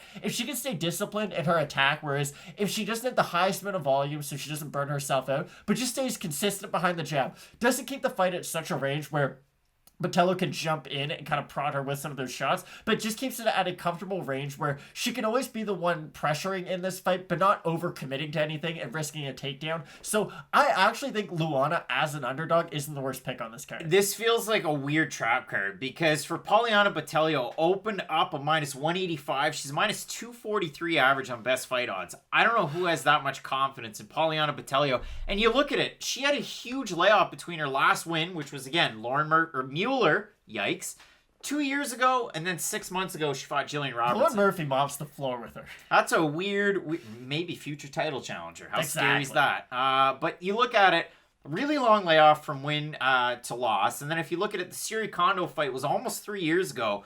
If you look at it for Luana Carolina, her win over Priscilla Cachoeira, old zombie girl, 1 year and 10 months ago. Matt, again, I said that was on a pay-per-view. I'm not even going to let you guess. I'm going to tell you. The fight that was after that was actually Clay Guida and BJ Penn. A fight that I enjoyed more than I should have. Yikes, scary stuff. But again, the odds heavily in Botelho's favor. And if you look at it over on Tapology, 891 votes, 84% Botelho, 87% have her to win by decision. I look at this, and for Luana Carolina, she can get backed up. She can throw good kicks. She really likes to be in that plum clinch, which is also where Botelho likes to be in, so it's kind of weird. I like Botelho's striking just a little bit more. I'm so scared of that line, though. Like, this is low-level flyweight fighting at its finest or lowest. So I don't love it all that much, but I will go with Botelho ever so slightly. So I don't know if we need like a Rodolfo Vieira alert right now, but I am going to ever so slightly pick Poliana in this fight. I think... You already said you were taking Carolina. No. I think Carolina can have success on the outside if she does stick to the kick, but this is the thing with Botelho. If she can get the fight to the mat, I just think her grappling skills are superior at the end of the day. If Ariana Lipski, who's grappling I don't really think that highly of, is able to put Carolina in a submission like a knee bar and a vicious one like that, I don't think you need the highest grappling IQ to go out there and beat someone like Luana Carolina. I think if Botelho somehow does get the takedown in this fight, whether she's able to drop her and get on top of her as a result due to that, or just out wrestle her, I think the grappling can actually be the area where Poliana excels the most at, so I am ever so slightly going to pick Poliana, but again, don't have the best read on this fight, or on either one of these fighters. Matt going between the two and making up a new word, excels. I like it. Well, we're going to see who excels the most, but we're both ever so slightly going with Poliana Viana. No, I'm just kidding. It's Poliana Botelho to get the win in this fight, Matt. It's an interesting card. We've got a lot of different divisions represented, but it seems primarily like the lower weight classes in the women's fights, as well as 145 and 205 up at the top. You've Dominick Reyes taking on Jiri Prochazka. You're not going to want to miss that. Keep it locked in with Fight Night Picks, as we always say. Let's get into it. At Fight Night Picks, we often talk about fights that are going to be a striker's paradise. And somewhere in Stillwater, Oklahoma, there's a fight fan that's as horny for this fight as a cougar on Christmas Eve, because we have a wrestler's paradise between a couple of streaky scramblers in Merab, the Machine Dvalishvili, no, it's not Bert Kreischer, taking on the second Spartan to be featured on this card in Cody Stamann, Michigan's own, now fighting out of Las Vegas, representing Extreme Couture. And I found a very, very interesting quotable and interview from our own JHK, but with Sportskita, and we won't discriminate. And in that, Cody Stamann was talking about Merab Dvalishvili kind of peeping in at the PI as Cody Stamann was trying to get ready for this fight, and he was trying to spar at the PI. And the quotable was, and I will get it right and give them credit where credit is due, I just don't think Merab kind of thinks anything of it. I just think he's kind of a squirrely little dude. So Merab being squirrely and like Merab, just kind of trying to peep on the striking session that Cody Stamann was going to have. Stamann realized they're the same size. They are the same size. So when you call a little guy, it's just kind a couple of short kings in this fight is what we're getting at. A couple of little fellers. Now, Matt, when we look at this fight, though, for Cody Stamann, he's been at Extreme Couture for a very long time. We talked about Kai Kamaka making the move there, but the Dan Iges of the world, the Mads Burnells, the Jeremy Kennedys, you're going to get what you're going to get, but a lot of really good wrestle boxers down in those lower weight classes. Throw Justin James in there as well. For Merab Dvalishvili, I have to say this. He'll have Ray Longo in his corner. I'm assuming maybe he's going to have Aljamain Sterling in his corner. This is going to be his first fight without, come on, Merab, Matt Serra in his corner. And I think that's actually going to play a big enough factor into it. I love the fight. Merab, out of his first 7 UFC fights, has 54 friggin' takedowns. Nobody else has come close to those numbers. For Cody Stamann, again, he is a wrestler, and that's primarily what he's going to use. He can strike to get into a clinch, to take you down, to try and stay on top of you. Merab is just going to throw caution to the wind. He's going to try and reserve his energy a little bit. He's an absolute cardio king, and if you go back and look at his last fight, between the second and third rounds, he's not really sucking wind all that much. He's standing up and getting instruction from his corner. So it'll be interesting to see how this fight goes. But I love the matchup. There's probably somebody at Oklahoma State that's excited because I mentioned Stillwater. It's actually a pretty cool town. I've been there one time, old Cowboy Corner. But overall, Matt, I love this fight. It should be a good one. There's so many strikers at bantamweight that are really happy that this fight got booked because these guys are both just a lot of contenders' kryptonite. Even Sean O'Malley, for instance. I think Sean O'Malley's a really good fighter. I do. But Merab Dvalishvili is a terrible matchup for him. And so is Cody Stamann because both these guys, I'm not going to say they make fights boring. Okay, Cody Stamann makes fights boring. Let's just call it like it is. Now, he tried to fight in that Cody Stamann way against Jimmy Rivera, but it is interesting. When Cody Stamann was fighting kind of not lower level of competition, but just on his way up the rankings, that wrestling was good enough to get him wins, and he could just resort to his wrestling. I kind of mentioned how, like Carla Esparza, at the end of the day, when she panics, she wrestles. Cody Stamann, when he panics, he wrestles, and not just to the point where he's always panicking, nothing like that, but he just does wrestle a lot. When he does get into any trouble, the wrestling can normally get him out of whatever trouble he encounters, but as he is making his way up the rankings, you're encountering guys like Aljamain Sterling, who is like, okay, take me down. I really don't care. Once you take me down, that's where I'm at my best. And you did did see Cody Stamann struggle in the grappling department when it did become more than just a wrestling match. And then go to Cody Stamann's fight against Jimmy Rivera. He tried to wrestle him. What's Jimmy Rivera really, really good at, though? He's a great wrestler, and I would say he's slightly more than just a wrestle boxer. He's a good striker, but he's a slightly more well-rounded striker, I would say, than Cody Stamann. He's a much faster guy, too, at the end of the day. And you could see Stamann started to struggle against guys who they don't have different styles, and you ask yourself, okay, what does this guy's style look like against Stamann's? It was, how do you out Cody Stamann? You put him in there with a guy like Jimmy Rivera. Now, stylistically, is Dvalishvili and Jimmy Rivera, are they exact copies of each other? Well, no. Dvalishvili, much more offensive with his wrestling, whereas Rivera uses his more in a defensive manner. But on the feet, I'd say there's a few similarities between the two. Rivera, much more technically sound, don't get me wrong. But the thing with Dvalishvili is he does have dangerous hands. Even go back to the Rafi Stotts fight. Yeah, it was only 15 seconds, but like that one punch put him completely out. And it was something from Dvalishvili that you don't always think of when you do think of Merab. When I think of Merab, honestly, the first thing I think of is Craig screaming, "Come on, Merab." And the second thing I think of are the immense amount of takedowns that he is able to get in the majority of his fights. I really thought that Brad Katona fight was going to be a tough one for Merab Dvalishvili. But he went out there and just absolutely mopped the floor with a guy who I thought was a decent wrestler to begin with. So, in the Rafi and Stotts fight, that one spinning back fist, and he's done it since then in fights, and he does it so many times that sometimes it looks like he's going to go up like a helicopter into the air. Like, he will spam that. He's coming in on a tidy little win streak. He beat Terrion Ware, who had the hardest strength of schedule you're ever going to see. Brad Katona, Casey Kenny, Gustavo Lopez, and then John Dodson. And I think the best win out of all those is Casey Kenny, that he out-wrestled him and took him down. He did the same thing against Gustavo Lopez. The John Dodson fight, I went back and watched it a couple of times today, and it's weird because Dodson just didn't really do anything. Like, he didn't do the Magic Man. He wasn't really kind of throwing in combination. Yeah, they had that weird sequence going into the third round where they decided to both yell at each other to pump each other up, but it was weird. Merab didn't really do a whole lot either. He picked his opponent up, and then John Dodson, as soon as he gets slammed down, Dodson would be pushing away, standing right back up, scurrying away like the little guy he is. So it's a weird fight. Because again, for Cody Stamann, you talked about it. You look at the loss, okay, that's against Jimmy Rivera. It'll happen. Aljamain Sterling, almost 3 years ago. Then in the middle, the Song Yadong, where, listen, it was a close fight. Could you make a decision or an argument for either guy? Sure you could. The wins, Alejandro Perez and then Brian Kelleher. That Kelleher was like the statement Cody Stamann performance, and I won't dwell on it for too long, but his brother just passed away. It was super emotional. There probably wasn't a dry eye in the crowd. I don't want to make light of it, but Cody Stamann looked amazing in that fight. That's a great one. I know a lot of people ride or die with the Georgia Merab, and listen, we have 2 Georgians on this card, just like we have 2 Canadians. We picked against the 2 Canadians earlier on.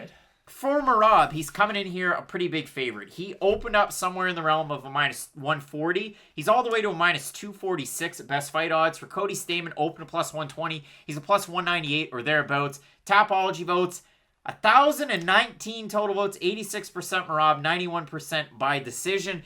Can Merab just grind and use the sambo that he has and the judo in his back pocket to get the win over the collegiate wrestler in Cody Stamann? It's a tricky fight. What do you think? I think he can. I really do. And it's just the problem with Stamann. Even go back to the Yadong fight. I've never seen Cody Stamann win an exchange on the feet. And I don't really think that's an exaggeration. Go back to the Yadong fight. Song absolutely dominates him on the feet. The issue is, it's one of those weird fights where Stamann gets the takedowns, but he's not able to really secure much with the takedowns. He gets the takedown. He gets the top position. He's preventing Song from really teeing off on the feet or going with his game plan. So he is still winning the fight, if you will, but it did remind me a lot of when Deron Wynn fought Darren Stewart, and it's like, okay, Wynn's getting the takedowns but not doing anything with them, and when they are on the feet, Stewart's actually hitting him and damaging him quite a bit. So my issue with Stamann is, if they're on the feet, do I think Stamann can at least jab and be competent enough, I'll say, to not get dropped and not get outstruck? Well, yeah, I think he's a sound enough defensive fighter for that, but my issue comes down to when he's the one who's going to be asked to move forward and land really at all and use anything other than his wrestling as a way to move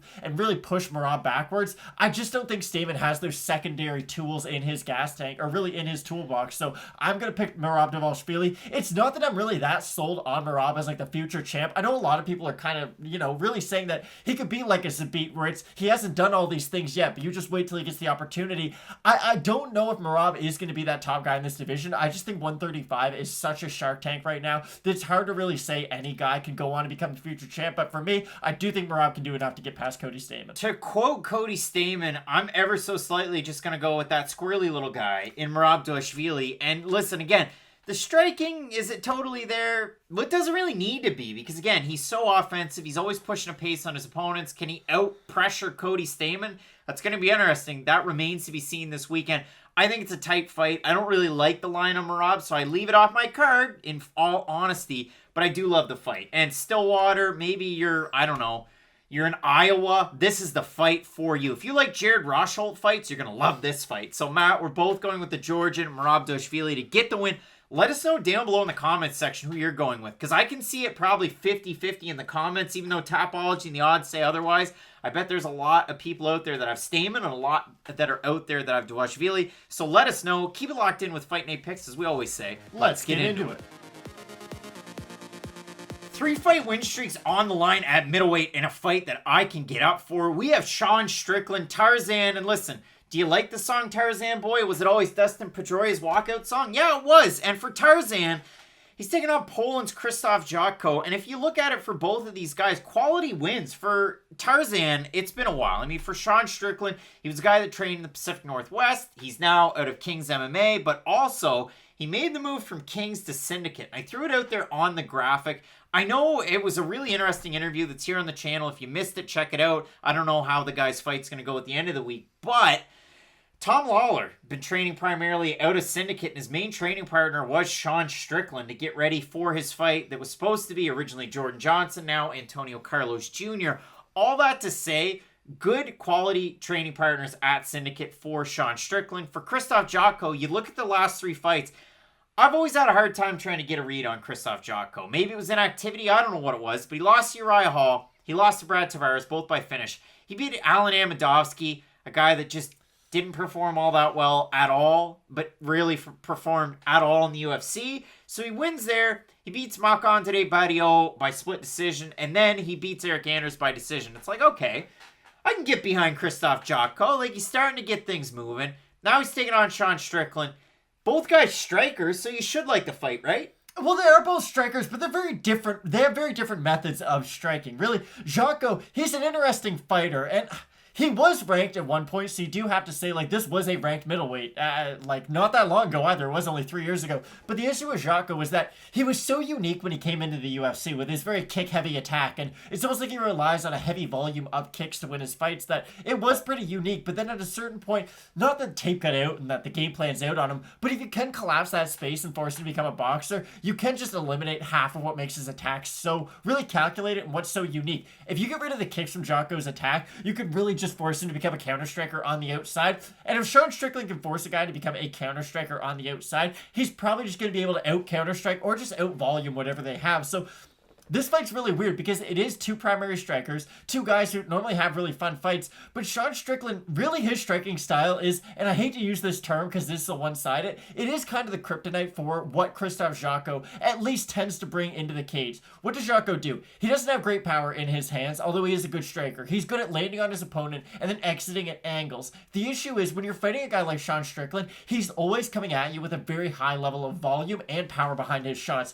So if you are just trying to move out of the way of his big shots, you don't have to worry about just the one-punch power of Strickland. He's going to continue to march you down with his volume, and he is a fighter who, I guess I was kind of late to the Sean Strickland at 185 party, if I'm being honest, because his fight against Brendan Allen, he just did a really good job, and I know Brendan Allen, his striking in that fight, it's taken a level up since that fight. I do think that's fair to say. But what he did in that fight, he defended the takedowns, which is what he had to do to beat Brendan Allen, and then just picked him apart as he came forward and as he went on the inside. So I saw not only the good striking side of Sean Strickland, Strickland, I saw the counter-striking of Sean Strickland. So I know in my head, if he's moving backwards on Jotko, he's going to be able to land on him. And if he's moving forward, he's going to be able to land even more. I'm just finding it hard to find the areas where Jotko is going to have a lot of success. I think he's got leg kicks that are going to give Strickland issues. I do think his jab will give Strickland issues to a certain point until he does start to get tired, and then Strickland might be able to march him down. So for Strickland at 170, and you brought it up, I mean, that last fight was a catchweight at 195, and Strickland looks bodied up. And that's a weird thing. For Strickland, the 3 losses: Santiago Ponzinibbio by decision, Kamaru Usman by decision, Eliseu Zaleski dos Santos, and one of the most disgusting knockouts you're ever going to see. Then he beats Nordin Taleb in Moncton, New Brunswick, Canada. Beautiful Moncton. And then he has a really long layoff. He had an awful motorcycle accident. He was all sorts of broken up, and he had to take a lot of time off. He was originally supposed to be taking on Wellington Turman in the return, and he got Jack Marshman, the Welsh paratrooper. And in that fight, beat the brakes. Beat him up so bad. He wasn't taunting him at the end. Like, it was like, come on, let's throw down. And then they went at it in the third round, too, and he absolutely pieced him up. And then he fought Brennan Allen, and he pieced him up, too. And in the Marshman fight, I thought, geez, you know, maybe it's just in my mind. Maybe it's the injury. Strickland kind of looked a little boxy. Like, he was just kind of a little robotic. He looked great. He threw in volume, but kind of robotic. And then he fought Brennan Allen, and it kind of looked like the old Sean Strickland again. I get it. Like, he lost the kneecap, so there's that. But for Sean Strickland, he looked amazing his last 2. Again, you don't want to take much away from Krzysztof Jotko because the 3-fight win streak, good level of competition, especially the last one over Eric Anders. But I do feel as well, Sean Strickland has some of those things. Now, the one way I could see Jotko winning, I want to lay it out for him.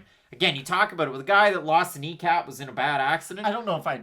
Whip out the kicks. If Jotko can start early and be consistent with a lot of kicks and exiting on angles, maybe he's able to set himself up well to where he can start to really land, then land in combination against Strickland. I just do think that Strickland, is the sky the limit at 185? I don't know. But I do like what I saw, especially since he's come back in those last 2 performances. It looks like the Sean Strickland that we kind of knew and expected at 170. So, Krzysztof Jotko got knocked out by Brad Tavares. And I know Brad Tavares' punching power. Is it good? Is it bad? At the end of the day, he doesn't have very many finishes. So, the fact that Jotko got finished by Brad Tavares and Sean Strickland, honestly, stylistically, him and Tavares match up very well with each other. They're both very boxing-heavy fighters who have decent kicks, good defense, just pretty much everywhere. The only difference is, I'd say Tavares is a little bit better at the offensive wrestling, really the defensive wrestling, but Strickland has more volume. And at the end of the day, if Tavares can eventually get you up against the cage and start to land with power, then Strickland will be able to do the same thing, only with volume, and then be able to land power shots into it. I think if Strickland is able to land body shots early, especially with his hands look for that, he should be able to win his way to a nice decision. We look at the odds match. Strickland open a -200 favorite. He's a -256 or thereabouts. If we look at Krzysztof Jotko, open a +170 is a +205. And over on Tapology, 1,013 total votes, 87% Strickland, 64% by decision.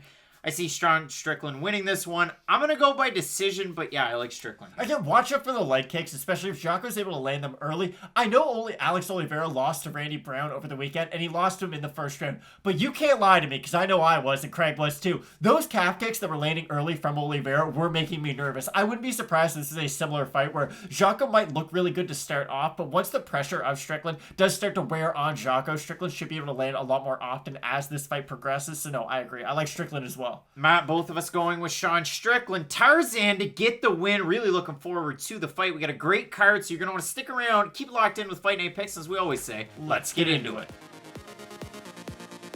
Big time fight at 205 between a couple of primary strikers, and this really kind of previews our main event. Really looking forward to that fight. You got Reyes and Prochazka, but Iwan Cutelaba representing Moldova, taking on Dustin Jacoby, the former Glory kickboxer, the former UFC fighter. He had the long layoff, and then he came back, and he's looked great in his last 2 fights. Picked up a big win over Justin Ledet, a primary boxer, finished him, and then his last time out, picked up a narrow decision win over Max Grecian. Yes, he had the 2 knockdowns. Did Grecian look pretty good? Did I score for Grecian? Well, it doesn't matter now because Dustin Jacoby won. But for Jacoby, very, very good striker, moving forwards, moving backwards, and if he's in a clinch position, you still favor Jacoby there. Is the wrestling an issue? It can be, but Grecian wasn't really able to do a whole lot with it in that fight like I kind of thought that he would. And now Jacoby's taking on Iwan Cutelaba, and if you look at it in his last 5 fights, really weird level of competition. He gets a win over Gadchimrad Antigulov, finishes him. Then he loses to Glover Teixeira by submission. Did he look good early? Like everybody does against Glover Teixeira. Yeah, he did. And then he didn't. He beats Khalil Roundtree and finishes him. He loses to Ankalaev, but his head movement, but he was faking it. And then he goes out there and he loses to Ankalaev again, somewhat predictably, but I get it. The fight fans didn't think so, but it happened again. So, for Cutelaba, he has, and I'll do the air quotes, 2 TKO losses in his last 2 fights. The second one was pretty pronounced. He comes in against another striker in Dustin Jacoby. It's a weird fight. It really is, because it's like, okay, is Cutelaba a top 15 fighter? On his best day, and is he not on his worst day? Maybe. Is Dustin Jacoby a top 15 fighter? I don't know. I really don't. Is Yo Cutelaba just light heavyweights Mike Perry? It's just a question I'm going to throw out there, and I didn't hit Craig with that before. If that's the answer, then Jacoby might run over him. But you know what I mean? Like, it is a real question, because this is something we say about Mike Perry. Yes, he's known for the striking. He's known for the wild striking, the knockout power. But what is he decent at the end of the day? He's got decent wrestling, and if he used it more, he'd probably win more fights. It's almost like he's a lot like Yo Cutelaba, who, he's been wrestling for the majority of his life, but doesn't use it in his fights. It doesn't make any sense to me, because that's a fact that they're going to hit you with as Ian walks out to the cage. This man's been wrestling since he was a child, but you would never think to see it in his fights. The only time that he has used his wrestling was in the Jared Cannonier fight, which oddly enough was a really good win for Cutelaba, back on his record, a former fight of the night. But even in the win against Gadjimaran and Tigulov, you did get to see a little bit of the grappling side of Cutelaba. Yes, did he try to go out there and take his head off in the first 30 seconds? Yes. Did that not work? Yes. Did Antigulov have a little bit of success? Well, yeah, he did. But the real thing that I care about in that fight was Antigulov got on top of Cutelaba, and Cutelaba ended via knockout in the first round. He was still able to get back up to his feet and show a certain level of defensive grappling where, yes, is he going to be able to get out from underneath Glover Teixeira? Well, no. But I think we've seen that pretty much every fighter in the UFC would have a really hard time getting out from underneath Glover Teixeira, so I can't fault Cutelaba too much for that performance. I just gotta think at the end of the day, Cutelaba is gonna be really happy he's not looking across and seeing Magomed Ankalaev in this fight, because Ankalaev, whatever you thought about the first stoppage, was he out on his feet, was he not? Stylistically, that fight was just a really bad matchup for Cutelaba, because Cutelaba, what's he good at? What would you say his black belt skills are? I would say his power is at a black belt level, if you will, and that's really it at the end of the day. So a guy with those big looping shots is going to struggle against a very technical striker on the outside. Dustin Jacoby has some of those strikes and really some of those techniques that I do think will give Cutelaba trouble, especially early on in this fight when they're both fresh, because that's the thing with Cutelaba. I feel like his power is almost a bit of a curse at a certain point, where Paulo Costa, yes, he has big muscles, and yes, he's a power puncher and a knockout puncher. His technique's still pretty good at the end of the day. He can still throw good technique. He can still throw the wheel kicks and all those crazy, wild things that you really don't expect from a guy of his size. Cutelaba can't do any of that. I really think that he's a fighter who goes in there knowing how much power he has and really wants to demonstrate that. So if Cutelaba comes into this fight just throwing those wild Mike Perry-esque bombs, I really do worry about him. So for Cutelaba, fight in and fight out, I really do wonder just A, how good is his training situation, and B, how high is his fight IQ? Because really everything about his career comes down to those two things. Because if Cutelaba can get with a good camp that focuses, or at least gets him to focus a little bit more on the wrestling, gets him to tone down the aggression a little bit, and to do kind of like what we saw Justin Gaethje do in the second half of his career after he suffered his stoppage losses, then I do think Cutelaba could get into that top 15 again, and I do think he could have that kind of Mike Perry butterfly effect where we do see the best version of his career. But if he goes out there and loses, and especially by stoppage to Dustin Jacoby, I do think he might fall into that Perry category where at the end of the day, you have an exciting fighter, but that's about it. If you look at Ion Cutelaba and his Instagrams, and if you look at Kamaru Usman last weekend, who did Usman have in his corner? Francis Ngannou. Who did Ion Cutelaba have on his Instagrams? Francis Ngannou. So, does that have any play here? No, it's just the fact that he's been training, getting ready for this one in Vegas. You like to see it. For Dustin Jacoby, a little bit better in terms of striking accuracy. You can kind of go by these numbers a little bit, but 46% compared to 39% for Cutelaba. Bit of a higher work rate out of the Moldovan. And as far as takedowns are concerned, you've got Cutelaba that's a little bit more on average used to taking people down. If we look at the odds for this fight, a little bit of a surprise. Cutelaba open to minus 140. Down a little bit, minus 136 for Jacoby, open to plus 120 at about a plus 110. And if we have a look at the Tapology votes, the surprise to me is it's a surprise to you. 927 total votes, 66% Cutelaba, 78% by knockout. For the 4% that have Jacoby, 60% by knockout. Matt, what are you thinking here? It's a weird fight, and honestly, I expected the Tapology votes to be much more skewed towards Cutelaba, just because he is kind of the fan favorite, if you will. Like, it's not that Dustin Jacoby's not a popular fighter, but Cutelaba does kind of have that weird, like, MMA myth around him, where still, if he does hit you with that power, and if he does walk across that cage and do that real intimidating, like, neck slice thing, if all those things fall into place, the Cutelaba can... I don't want to use the word he has star potential, but you know what I mean. Like, he's more than just an unranked 205er. He does have somewhat of a name. And I said this to you before this video started, where I feel like this could be one of those fights similar to Anthony Smith, Devin Clark, where it's like, really? You guys think this is the guy who I'm finally going to go down against? Like, Anthony Smith had just fought top levels of competition, and yes, he wasn't always beating them, but at a certain point, it's like, okay, I'm still better than these guys. I think Cutelaba is going to have one of those performances where it's like, okay, guys, I'm better than Dustin Jacoby. It's nothing against Jacoby, because I do think his technique and his style is going to be tough for Cutelaba. I think he is going to crack him, and I think he is going to maybe not hurt him, but at least force him to show a wrinkle that we haven't seen yet. So I am going to ever so slightly pick Ion Cutelaba, but I really don't know what to think about his career just moving forward, because if I'm saying you're like the light heavyweight Mike Perry, that really tells you guys a lot about the guy. Technique usually beats power. I hate to bet against technique. I will ever so slightly go with power in this one. And it's a weird one, but again, if Cutelaba is able to mix in the takedowns, if he's able to really show his full game plan, if he's been training Extreme Couture, I do like all of those things for Cutelaba. So I'm ever so slightly going to edge him as well, but I'd really like to know what people are thinking down below in the comments section. Who are you going with? We're both ever so slightly going with Cutelaba to get the win. But if you're going with Jacoby, give us a good answer down below. Keep it locked in with Fight Night picks. We got a great light heavyweight main event. Dominick Reyes taking on Jiri Prochazka. So stick around for that. Like I said, keep it locked in with Fight Night picks. As we always say, let's get into it. Hey, you.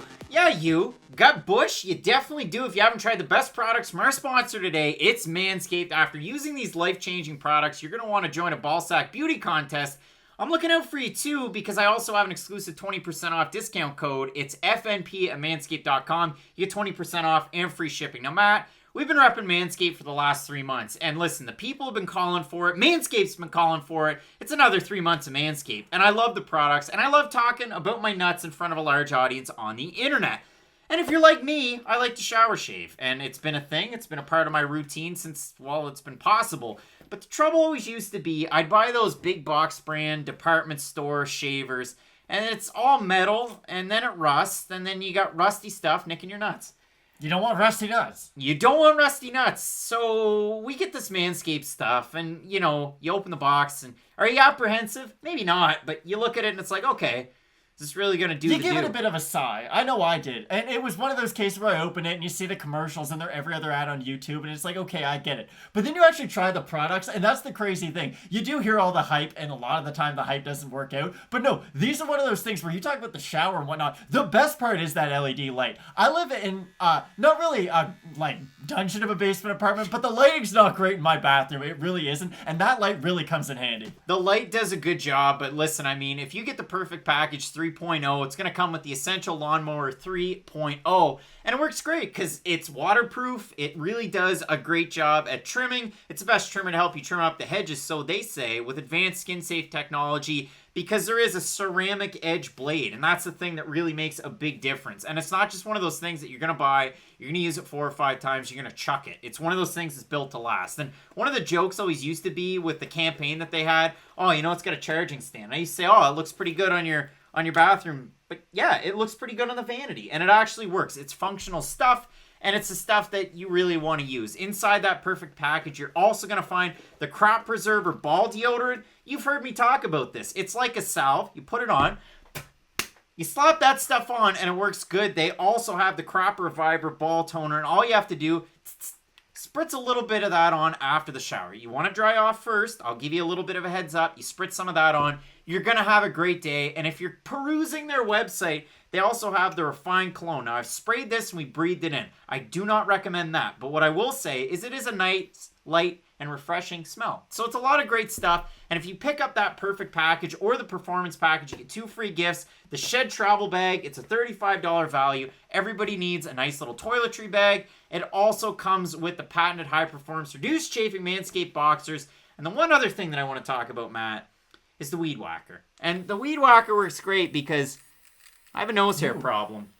A severe one at that. And it does a really good job at trimming up the old nose hairs. So do yourself a favor. Always use the right tools for your bush trimming experience. Get 20% off and free shipping using the code FMP at manscaped.com. It's 20% off and free shipping. You support our sponsors, helps us, and we really appreciate it. So Matt, we got a lot of big time fights this weekend. As we always say with Fight Night Picks, let's get into it. We've been spending most of our lives living in a striker's paradise, Matt. In our co-main event this weekend, we have Cub Swanson taking on Giga Chikadze. And I absolutely love the matchup because for Giga Chikadze's last time out, he ended up with Jamie Simmons. And it wasn't the matchup that we thought he was going to get. There was talk of a ranked lightweight. There was talk of a top 10 ranked possible featherweight. Now all of a sudden he gets that call. And then it's weird what happened today because you had good fighters leaving the top 15 because of inactivity. But why is Yair Rodriguez still ranked? I'll never know. But Giga Chikadze, now ranked 14th. Cub Swanson, now ranked 15th. How neat is that? I won't go into it. But if you look at it for both of these guys, Chikadze on a tidy little win streak for Cub Swanson. He had lost, but then you look at some of the names. And I wrote them down, but you go through his overall body of work. He's fought the best level of competition for the longest time. And then even in his 3 last losses, let's go through them. Frankie Edgar, Renato Moicano, Shane Burgos loses by split decision. Then he beats Cron Gracie. That was a weird fight. Then he beats Daniel Pineda. And I'm going to throw it on over, Matt. YouTube community tab. I threw it over there today. I said co-main event banger at featherweight. Who's getting the win? 68% of 700 votes right now have Chikadze to win. And to go through some of the comments, I mean, Wyatt Kenny said, Cub Swanson looked really good against Daniel Pineda. It won't be an easy fight for Giga. And people piled on. And other people said, Rafael Alvarez said, yo, make a vids for the upcoming fights. Rafael, we're doing it right now. But the point of it is, a lot of people are going with Giga Chikadze in the comments section. They're really kind of taking away from that Cub Swanson performance. In that first round, Daniel Pineda looked pretty good with the leg kicks. And then Cub Swanson's boxing started to come through, and a combination of the boxing, him kind of rocking Pineda, and Pineda's horrible gas tank were a great reason for Cub Swanson to get a win there. You're too hard on Daniel Pineda for that fight. And we've never talked about this until now, but I'm airing that laundry. Sometimes fighters don't look bad, it's just the other guy looks good. And fighting is a two-person sport where sometimes you're going to win and sometimes you're going to lose. That night, Cub Swanson just looked good. I wish I could have a more in-depth analysis, but what did he do? He defended the takedown attempts of Daniel Pineda. What did he force Daniel Pineda to do? Boxing the outside with him. What's almost impossible to beat Cub Swanson at a mixed martial arts fight? Boxing on the outside with him. Now, we have seen people at featherweight have success against him, and it is weird because he doesn't really lose to a certain type of fighter. Cub Swanson has trouble with certain body types. And when I look at Giga Chikadze, he kind of is that body type that Cub Swanson has struggled with in the past. Guys who have range on him who are primary strikers. Think of the Max Holloways of the world. Think of even the Renato Moicanos. Moicano's not some dangerous, heavy-handed striker, but just think about that fight. Drops Cub Swanson with a very fast jab, and that was really the key to that fight. It was the speed, not the power. And then once it's on the mat, he chokes out Cub Swanson pretty quick. They're going to tell you a lot about how Cub Swanson has a Brazilian Jiu-Jitsu black belt, and I'm sure he does. But there's going to be we're going to have to start differentiating jiu-jitsu black belts. You have guys who actually use it in their fights and who actively practice their jiu-jitsu because it's a real part of their MMA game plan. It's something that they go to. And then you have guys who have Brazilian jiu-jitsu black belts, but it's just something that they have, and it's not really a skill that they keep on refining. I don't look at Cub Swanson, and the first thing, I don't really think about his black belt when I think about Cub Swanson. On the mat, I've seen him just get outclassed by too many guys at this point to really put a lot of sway and put a lot of confidence into his black belt. Cub Swanson has good scrambles off the bottom, but my issue is that even on top, look at his fight with Duho Choi. He's in full mount on Duho Choi, who doesn't have some crazy grappling background, and Duho Choi just bucks him off. If you have a jiu-jitsu black belt against a guy who has no grappling background whatsoever and you're in full mount, you should not be able to get bucked off so easily by someone who I'm not going to call Duho Choi some kind of amateur, but still, in the grappling department, he's not nearly as a refined grappler as Cub Swanson is supposed to be, so I'm just kind of taking that part out of this game. At the end of the day, this is one of those classic strikers matchups, and in the Pineda fight, it was weird. I picked Pineda. I thought Cub Swanson with the ACL, he wouldn't be the same fighter, but at the end of the day, you kind of knew. Well, Pineda's great at grappling. He has some success in the striking, but the majority of the time, his success is grappling. Cub Swanson's Swanson's success is in the feet. So at the end of the day, if Swanson could defend the takedowns and force Pinheiro to become a striker, well, Swanson could win that fight. My issue is that if Swanson's going to go out there and try to win a striking fight with Giga Chikadze, I just don't know how he's going to close that distance in a safe way. And I really do think that's the proper way to say it.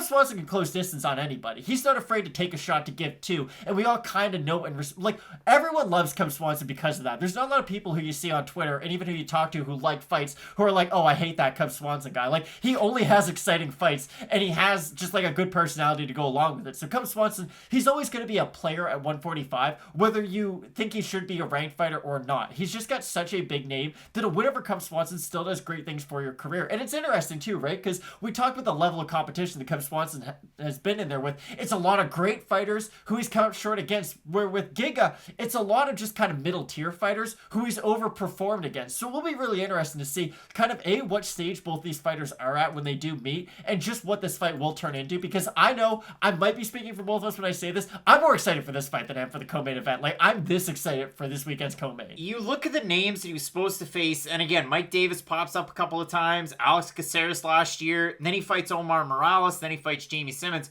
And if you look at it, it's weird, right? Because he gets the performance bonus his last time out. He finishes Jamie Simmons. That was pretty good. Simmons, primary wrestler, smaller guy. Like, he's more bantamweight, not so much a featherweight. The knock on Giga, though, is always the output. And if you go look at his fights, the Austin Springer fight that was on Contender Series was weird, because Giga, the striker, thought it was more like Giga, the striker and grappler, and more so grappler, and he engaged in some of those exchanges with Springer. He ends up getting finished. He went for some weird submissions in that one, too. It was an odd fight. The Brandon Davis fight and the Jamal Emmers fight, okay, you can harp on him a little bit. But then he started to open up a little bit against Erwin Rivera. And then he started to open up some more against Omar Morales, which was an interesting fight if we were really being honest with ourselves. And then a month later, he takes a quick one against Jamie Simmons, and we're off to the races. So finally, he gets a big name in Swanson. It's a huge step up from anybody that he's faced in the past. Like, Brandon Davis fought, Zabit Magomed-Sharipov at one point. Cool for Brandon Davis. It was still Brandon Davis. Like, you know, Omar Morales is a good fighter at 155. But at 145, he kind of depleted himself a little bit. So, if the output's there for Giga, it'll be interesting to see what we get. If we look at the odds for this one, Giga Chikadze open -121 favorite. He's a -139 right now. And the part where it gets interesting is, as we film this, Chikadze was down to -204, and he's a -159 right now. So, I was reading off the wrong number. But yeah, he went -125 all the way to -200, then -201, 202, and now he's a -159. So the lines changed big time today in favor of Cub Swanson, who sits roughly at a +132. A lot of people liking Cub Swanson, or maybe just one. And then if you look at the total Tapology votes, surprised us, it is to you, 1,065 total, 72% going Chikadze, 76% by decision. And I want to comment on that last one for Swanson, because the Crone Gracie fight was weird. Like, none of the Gracie Jiu-Jitsu academies would let Cub Swanson train Jiu-Jitsu for that one. It's weird. Oh, we got one over on him. And then they decided to box, and Crone Gracie, not a boxer. Chris Avila got a big one recently, but other than the Diaz brothers, like, out of that camp, I don't think of Crone Gracie as a boxer. And for Cub Swanson, his last time out, again, Pinheiro was having tons of success with the leg kicks, and then all of a sudden they started to box, and Cub Swanson boxed them up. So it's an interesting fight nonetheless. It comes down to this for me. There's two fundamental questions I have to ask myself going into this fight. A, can Cub Swanson handle the power of Giga Chikadze? And I don't think Giga's this massive power threat at the division. Like, we talked about his striking, and he's a very, very good striker, but I don't think he hits harder than, like, a Josh Emmett, or I don't think he hits harder than even a Calvin Kattar. I just think he's an extremely technical striker, and when you're as technical as he is, you're going to find the holes in your opponent's defense, and sometimes you're going to put them down, sometimes you're not. I just wouldn't always look at Giga and think, wow, because of his background in striking, I'm always going to expect a knockout. Because, again, in that Jamie Simmons fight, I do think, like, that head kick's gonna knock out pretty much anybody, but Jamie Simmons was not the appropriate opponent to be in there with Giga on that night. And my other question is Giga gonna face the adversity Cub Swanson's gonna make him go through? Because here's the one thing about Cub Swanson. You don't tend to beat him easily. Like, if you beat Cub Swanson, you gotta go through hell to do it. And he's not some guy who's just gonna go out in the first round. So, for me, it's how does Giga absorb just the pressure of Cub Swanson? And if Cub Swanson eats the power of Chikadze, will he go down due to it? Or are we gonna get one of those vintage Cub Swanson performances where he can basically eat whatever's thrown at him and then respond with 2 or 3 shots? I Gotta go with Giga Chikadze at the end of the day, though. We're in the Swanson fight. When you thought about it, okay, if he makes Pineda be a boxer, he can win that fight. If you force Chikadze to strike with you, you're just doing what he wants. And with Swanson, he never was a great wrestler. He's got good trip takedowns. They're kind of similar to Alistair Overeem, if anything, where he kind of rushes towards and tries to get that body to body, and then he can rush around to the back. He does have decent trip takedowns, but he doesn't have one of those collegiate backgrounds that I really can kind of rely upon to get someone like Chikadze down. So at the end of the day, I've got to pick Giga Chikadze. It's a tricky one. It really is. I mean, for Cub Swanson, again, he's only lost to some of the best, and maybe you don't like Moicano, maybe you're not a huge Shane Burgos fan, but they're still pretty good fighters, especially in this division. It's a tricky one. If you go by the numbers, it's very, very close. I mean, in terms of percentages, you have slight edges in favor of Cub Swanson as far as what he lands, but he absorbs a little bit. The striking defense about the same. Cub Swanson definitely the more effective in terms of grappling. But I do have a hard time with it. I'm ever so slightly going with the Georgian fighter here. And I think the thing is, that higher work rate. If we do see the higher work rate out of Chikadze, and if we're able to see him kind of circle away from some of the issues that Cub Swanson could kind of pose his way, I think Giga Chikadze has it. But it is tricky, and that live movement, it's got to scare you a little bit. It does to a certain degree, just in case someone knows something that we don't. But again, at the end of the day, can Swanson knock out Giga Chikadze? Yes, he can. Like it wouldn't be a surprise at all. Swanson goes in there, lands some overhand right, George Roop style. Shout out to George Roop. That was a great knockout by Swanson. Knock his mouth guard out, and we're all back on the Killer Cub train. It's just with Giga, he's such a good counter striker that if Cub really does open up and does get wild with his power, that's when Chikadze is going to find that opening to land with his own shots. But again, I cannot stress just how excited I am for this weekend's co-main event. Big time fight between Cub Swanson and Giga Chikadze. We're both going with Georgia's own Giga Chikadze to get the win. Can't wait for our main event. You have Dominick Reyes, the former title challenger, taking on the former Rizin light heavyweight champion, Jiri Prochazka. So keep it locked in with Fight Night Picks, as we always say. Let's get into it. Big time light heavyweight fight in our main event. As always, one half your hosting duo, Craig Allen. You can find me on Twitter and Instagram at Craig Allen FNP. And you can find the channel at Fight Night Picks, and you can find my co-host Matt at Matt Allen FNP on the respective socials. And Matt, when the pandemic started and we were out of ideas, we decided to do really weird, like March Madness style brackets with fighters. It didn't matter what promotion they were with. We did them all the way up from flyweight to heavyweight. We had a lot of fun with it. And at light heavyweight, if I'm not mistaken, I remember the graphic. It was John Jones and Jiri Prochazka, and I feel like they made it all the way to the finals. But if they didn't, they made it pretty damn close. And we were on that Jiri hype train as far as watching Rizin, going back through the anthology. This guy is such an interesting specimen. He was a Muay Thai champion before he joined MMA. And if you go back and look at the old pictures of Jiri, well, he kind of looks like Matt with a shaved head. Like, he looks like a guy that's kind of squirrely and long and doesn't really belong in MMA, let alone some of these big promotions. And for Jiri Prochazka, look at the record. 31 total fights, 27 total wins. What is it, 24 by knockout? 24. It's absolutely insane. And then you look at some of the wins, and you might think, okay, well, Darko Stosic, all right, it is what it is. He lost to King Mo. He'd eventually avenge that one. I went back and watched that one today. King Mo looked pretty old and pretty tired by like the second half of the second round. But still, he beat Fujita, who was old. But then you go through it. I mean, Carl Albrechtsen, that's a quality win. Jake Hune, the Honey Bear, that's a pretty good win. Brandon Halsey, Bellator vet. Fabio Maldonado was washed, and if you go back and watch that one, Fabio doesn't really offer much of anything. He doesn't shoot for takedowns. He's just pretty content to hold his hands like this and take a paycheck. I mean, he is a boxer. But CB Dollaway, on the other hand, that was one where they both kind of went at it, and at the end of it, Jiri knocked him out pretty well cold. And CB got to wear his wrestling shoes. So Jiri Prochazka is one of the most interesting cases because for a guy that has a Muay Thai background, he doesn't hold his hands up like this. Sometimes he just holds them down by his waist. And he stands there with his chin out, and he invites you to strike with him. Okay, we have polar opposite fighters in this respect. Dominick Reyes is still a fighter who's really learning what he's doing on the job. The fact that Dominick Reyes really fought for the title to begin with just kind of tells you how special of an athlete that he is. And don't worry, I'm going to talk to you guys about his athleticism. He's an athlete. He is, but that's the weird thing about Dominick Reyes. It's not like he has some background in wrestling or jiu-jitsu or striking that he can really fall upon. Dominick Reyes is just a well-rounded athlete who's good at everything. Just a football player fire at heart. Oh, you gotta stop. So, the great thing about Reyes, though, is the fact that, yes, he does have some of those weird intangibles that we kind of talk about when we talk about other fighters who do have, like, weird backgrounds, like track backgrounds, who have really good cardio. Dominick Reyes, he just is great at kind of everything, but he is somewhat bare bones in his approach and his whole style. He's very big for the weight class, one of the biggest 205ers you'll really find. Just not only with his frame, but his range, too. He's a guy who can keep a very long range from his opponent.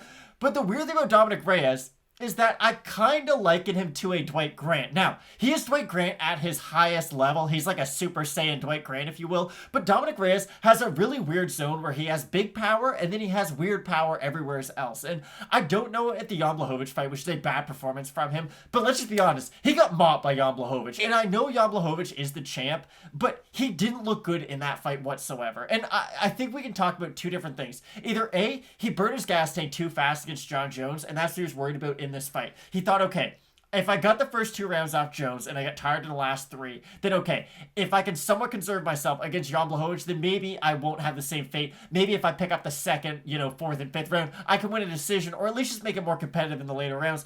Or the style of Jan Blachowicz just gave Dominick Reyes problems, and I think that's what it was. Dominick Reyes only has 14 fights, and only 12 of those are wins. When you talk about Jiri Prochazka, we talk about the fact that 24 of his wins are by knockout. He has twice as many knockouts as Dominick Reyes just has wins. And the weird thing about Jiri is, it's not like he was getting away scot-free in all of his fights. He's a guy who is somewhat hittable, and yes, you might not love that, but the one thing about Prochazka is that he can get hurt and come back in a fight. I've seen it happen. He can get hit clean, not only get wobbled, get dropped, but he comes back strong. And he is a fighter who, you might not like some of his mannerisms in the cage. Yes, he is sort of a showman, if you will, where he does that weird thing where he'll hold his hands, or he will move all weird. Or he just looks away. But at the end of the day, when he is the one moving forward with combinations, there's not much you can do. Like, he has crazy hit power in his hands, he has really good hand speed, and he has this weird unorthodox way of striking, which is weird too, because he's a guy who's been striking for his whole life. So you think, okay, so he's gonna be like Adesanya, where it's like his technique's so good it looks unorthodox. No, not really. Like, he does lunge in weird ways to leave him open. But he has had so many MMA fights that I do think there's a method to Jiri Prochazka's madness. I really do. And I think that with his weird way of striking, you have to be one of those lifelong strikers to really pick up on those holes and capitalize on them. I look at a guy like Jan Blachowicz. Does he match up well with a guy like Prochazka? Yeah, he kind of does, just because his style is made up too. Okay, I'm going to pick up on your holes, then I'm going to capitalize on them. With Dominick Reyes, he will just react to a lot of what you're doing, and other than that straight left, I don't know if I love a lot of the other attacks from Dominick Reyes. The bare bones approach of his attack, I do think, is somewhat of a strength, because it's allowed him to pick up on a lot of skills very fast and turn him into a championship, at least challenging fighter. It's just at the end of the day, other than the straight left, other than the jab, and other than a few kicks, I just don't know what other weapons I'm supposed to be worried about from Dominick Reyes if you're in the corner of Jiri Prochazka. That Jan Blachowicz fight was really the only time that we saw Dominick Reyes really just hit a wall from the start. Because terrible. Jan Blachowicz did everything in that fight that Dominick Reyes normally does well. He threw body kicks, he threw kicks to the legs, Sure. He would throw in combination coming up, he threw a nice uppercut. There's 2 good punches that Dominick Reyes has. He has multiple, but there's really 2 that he uses. His left straight is great. It looks amazing. It goes right down the pipe, and there's tons and tons of power. If you want to go back and see a good finish with it, it's his UFC debut against Joachim Christensen. You can laugh and say, well, Joachim wasn't that good. Maybe he wasn't. The Weidman one, same thing. It was a good win. The Weidman fight, same thing. The other thing he throws really well is his left uppercut, and he throws it really, really fast, and he bends his elbow in such a way that it just kind of pops right up. He can throw it from a little bit of distance, but usually it's in tight. He might grab you a hockey jersey style with this hand, and then bam, he'll get you, like Paul Bissonnette. But then you look at the rest of his career. Jeremy Kimball, we're going to kick a little bit, we're going to take you down, and that transition to the back was kind of crazy. The way that he got it, that was a really good win. I went back and watched the Jared Cannonier fight today. Cannonier's bringing the power and bringing the pressure to Dominick Reyes. Reyes even gets hit by some of the big shots. He withstands it, and he's able to finish Cannonier, drops him, and Cannonier the second time pretty much face-planted. That was it. OSP fight, it was a little bit closer. Again, a good decision win over a recognizable opponent.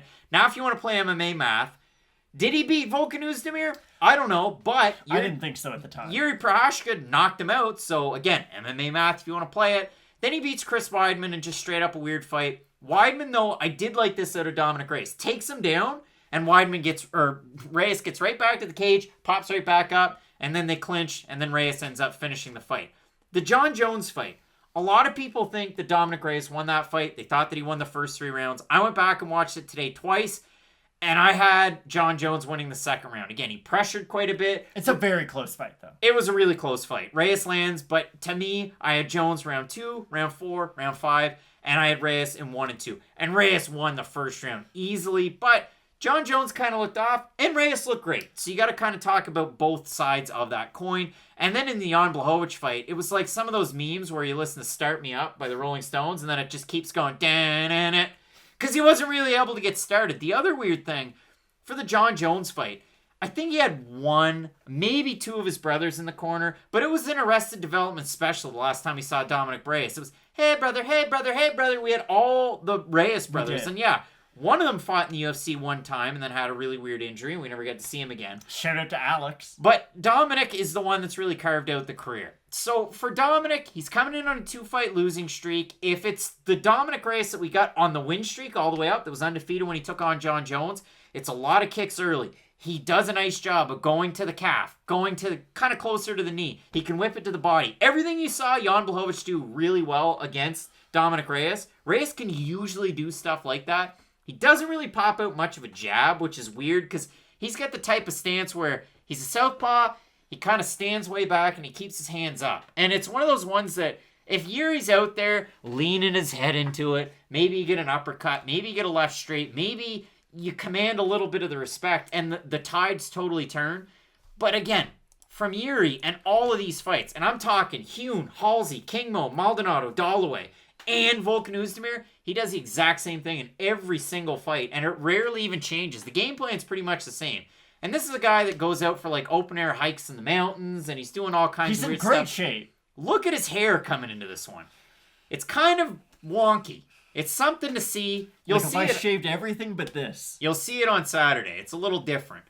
But for Jiri Prochazka, he is one of the most interesting strikers out there, and it's the type of style that I think can cause a lot of people fits. This is such an interesting fight. It really is. And this is the problem for Dominick Reyes. When we talk about all of his highlights and the best moments of his career, we talk about a fight that he lost and a fight against really a blown-up middleweight who had never fought at light heavyweight before. Because really, the Chris Weidman fight's the thing that got him the title fight. And yes, you can, however you want to scale Jared Cannonier at light heavyweight. Maybe you thought he was good there. Maybe you like him a lot more at 185. I know personally I do. But still, it's just, with Reyes, I haven't really seen him beat that upper level of competition and do it convincingly. Like, he had a kind of close fight against OSP till he almost knocked him out in the last second of it with a straight left.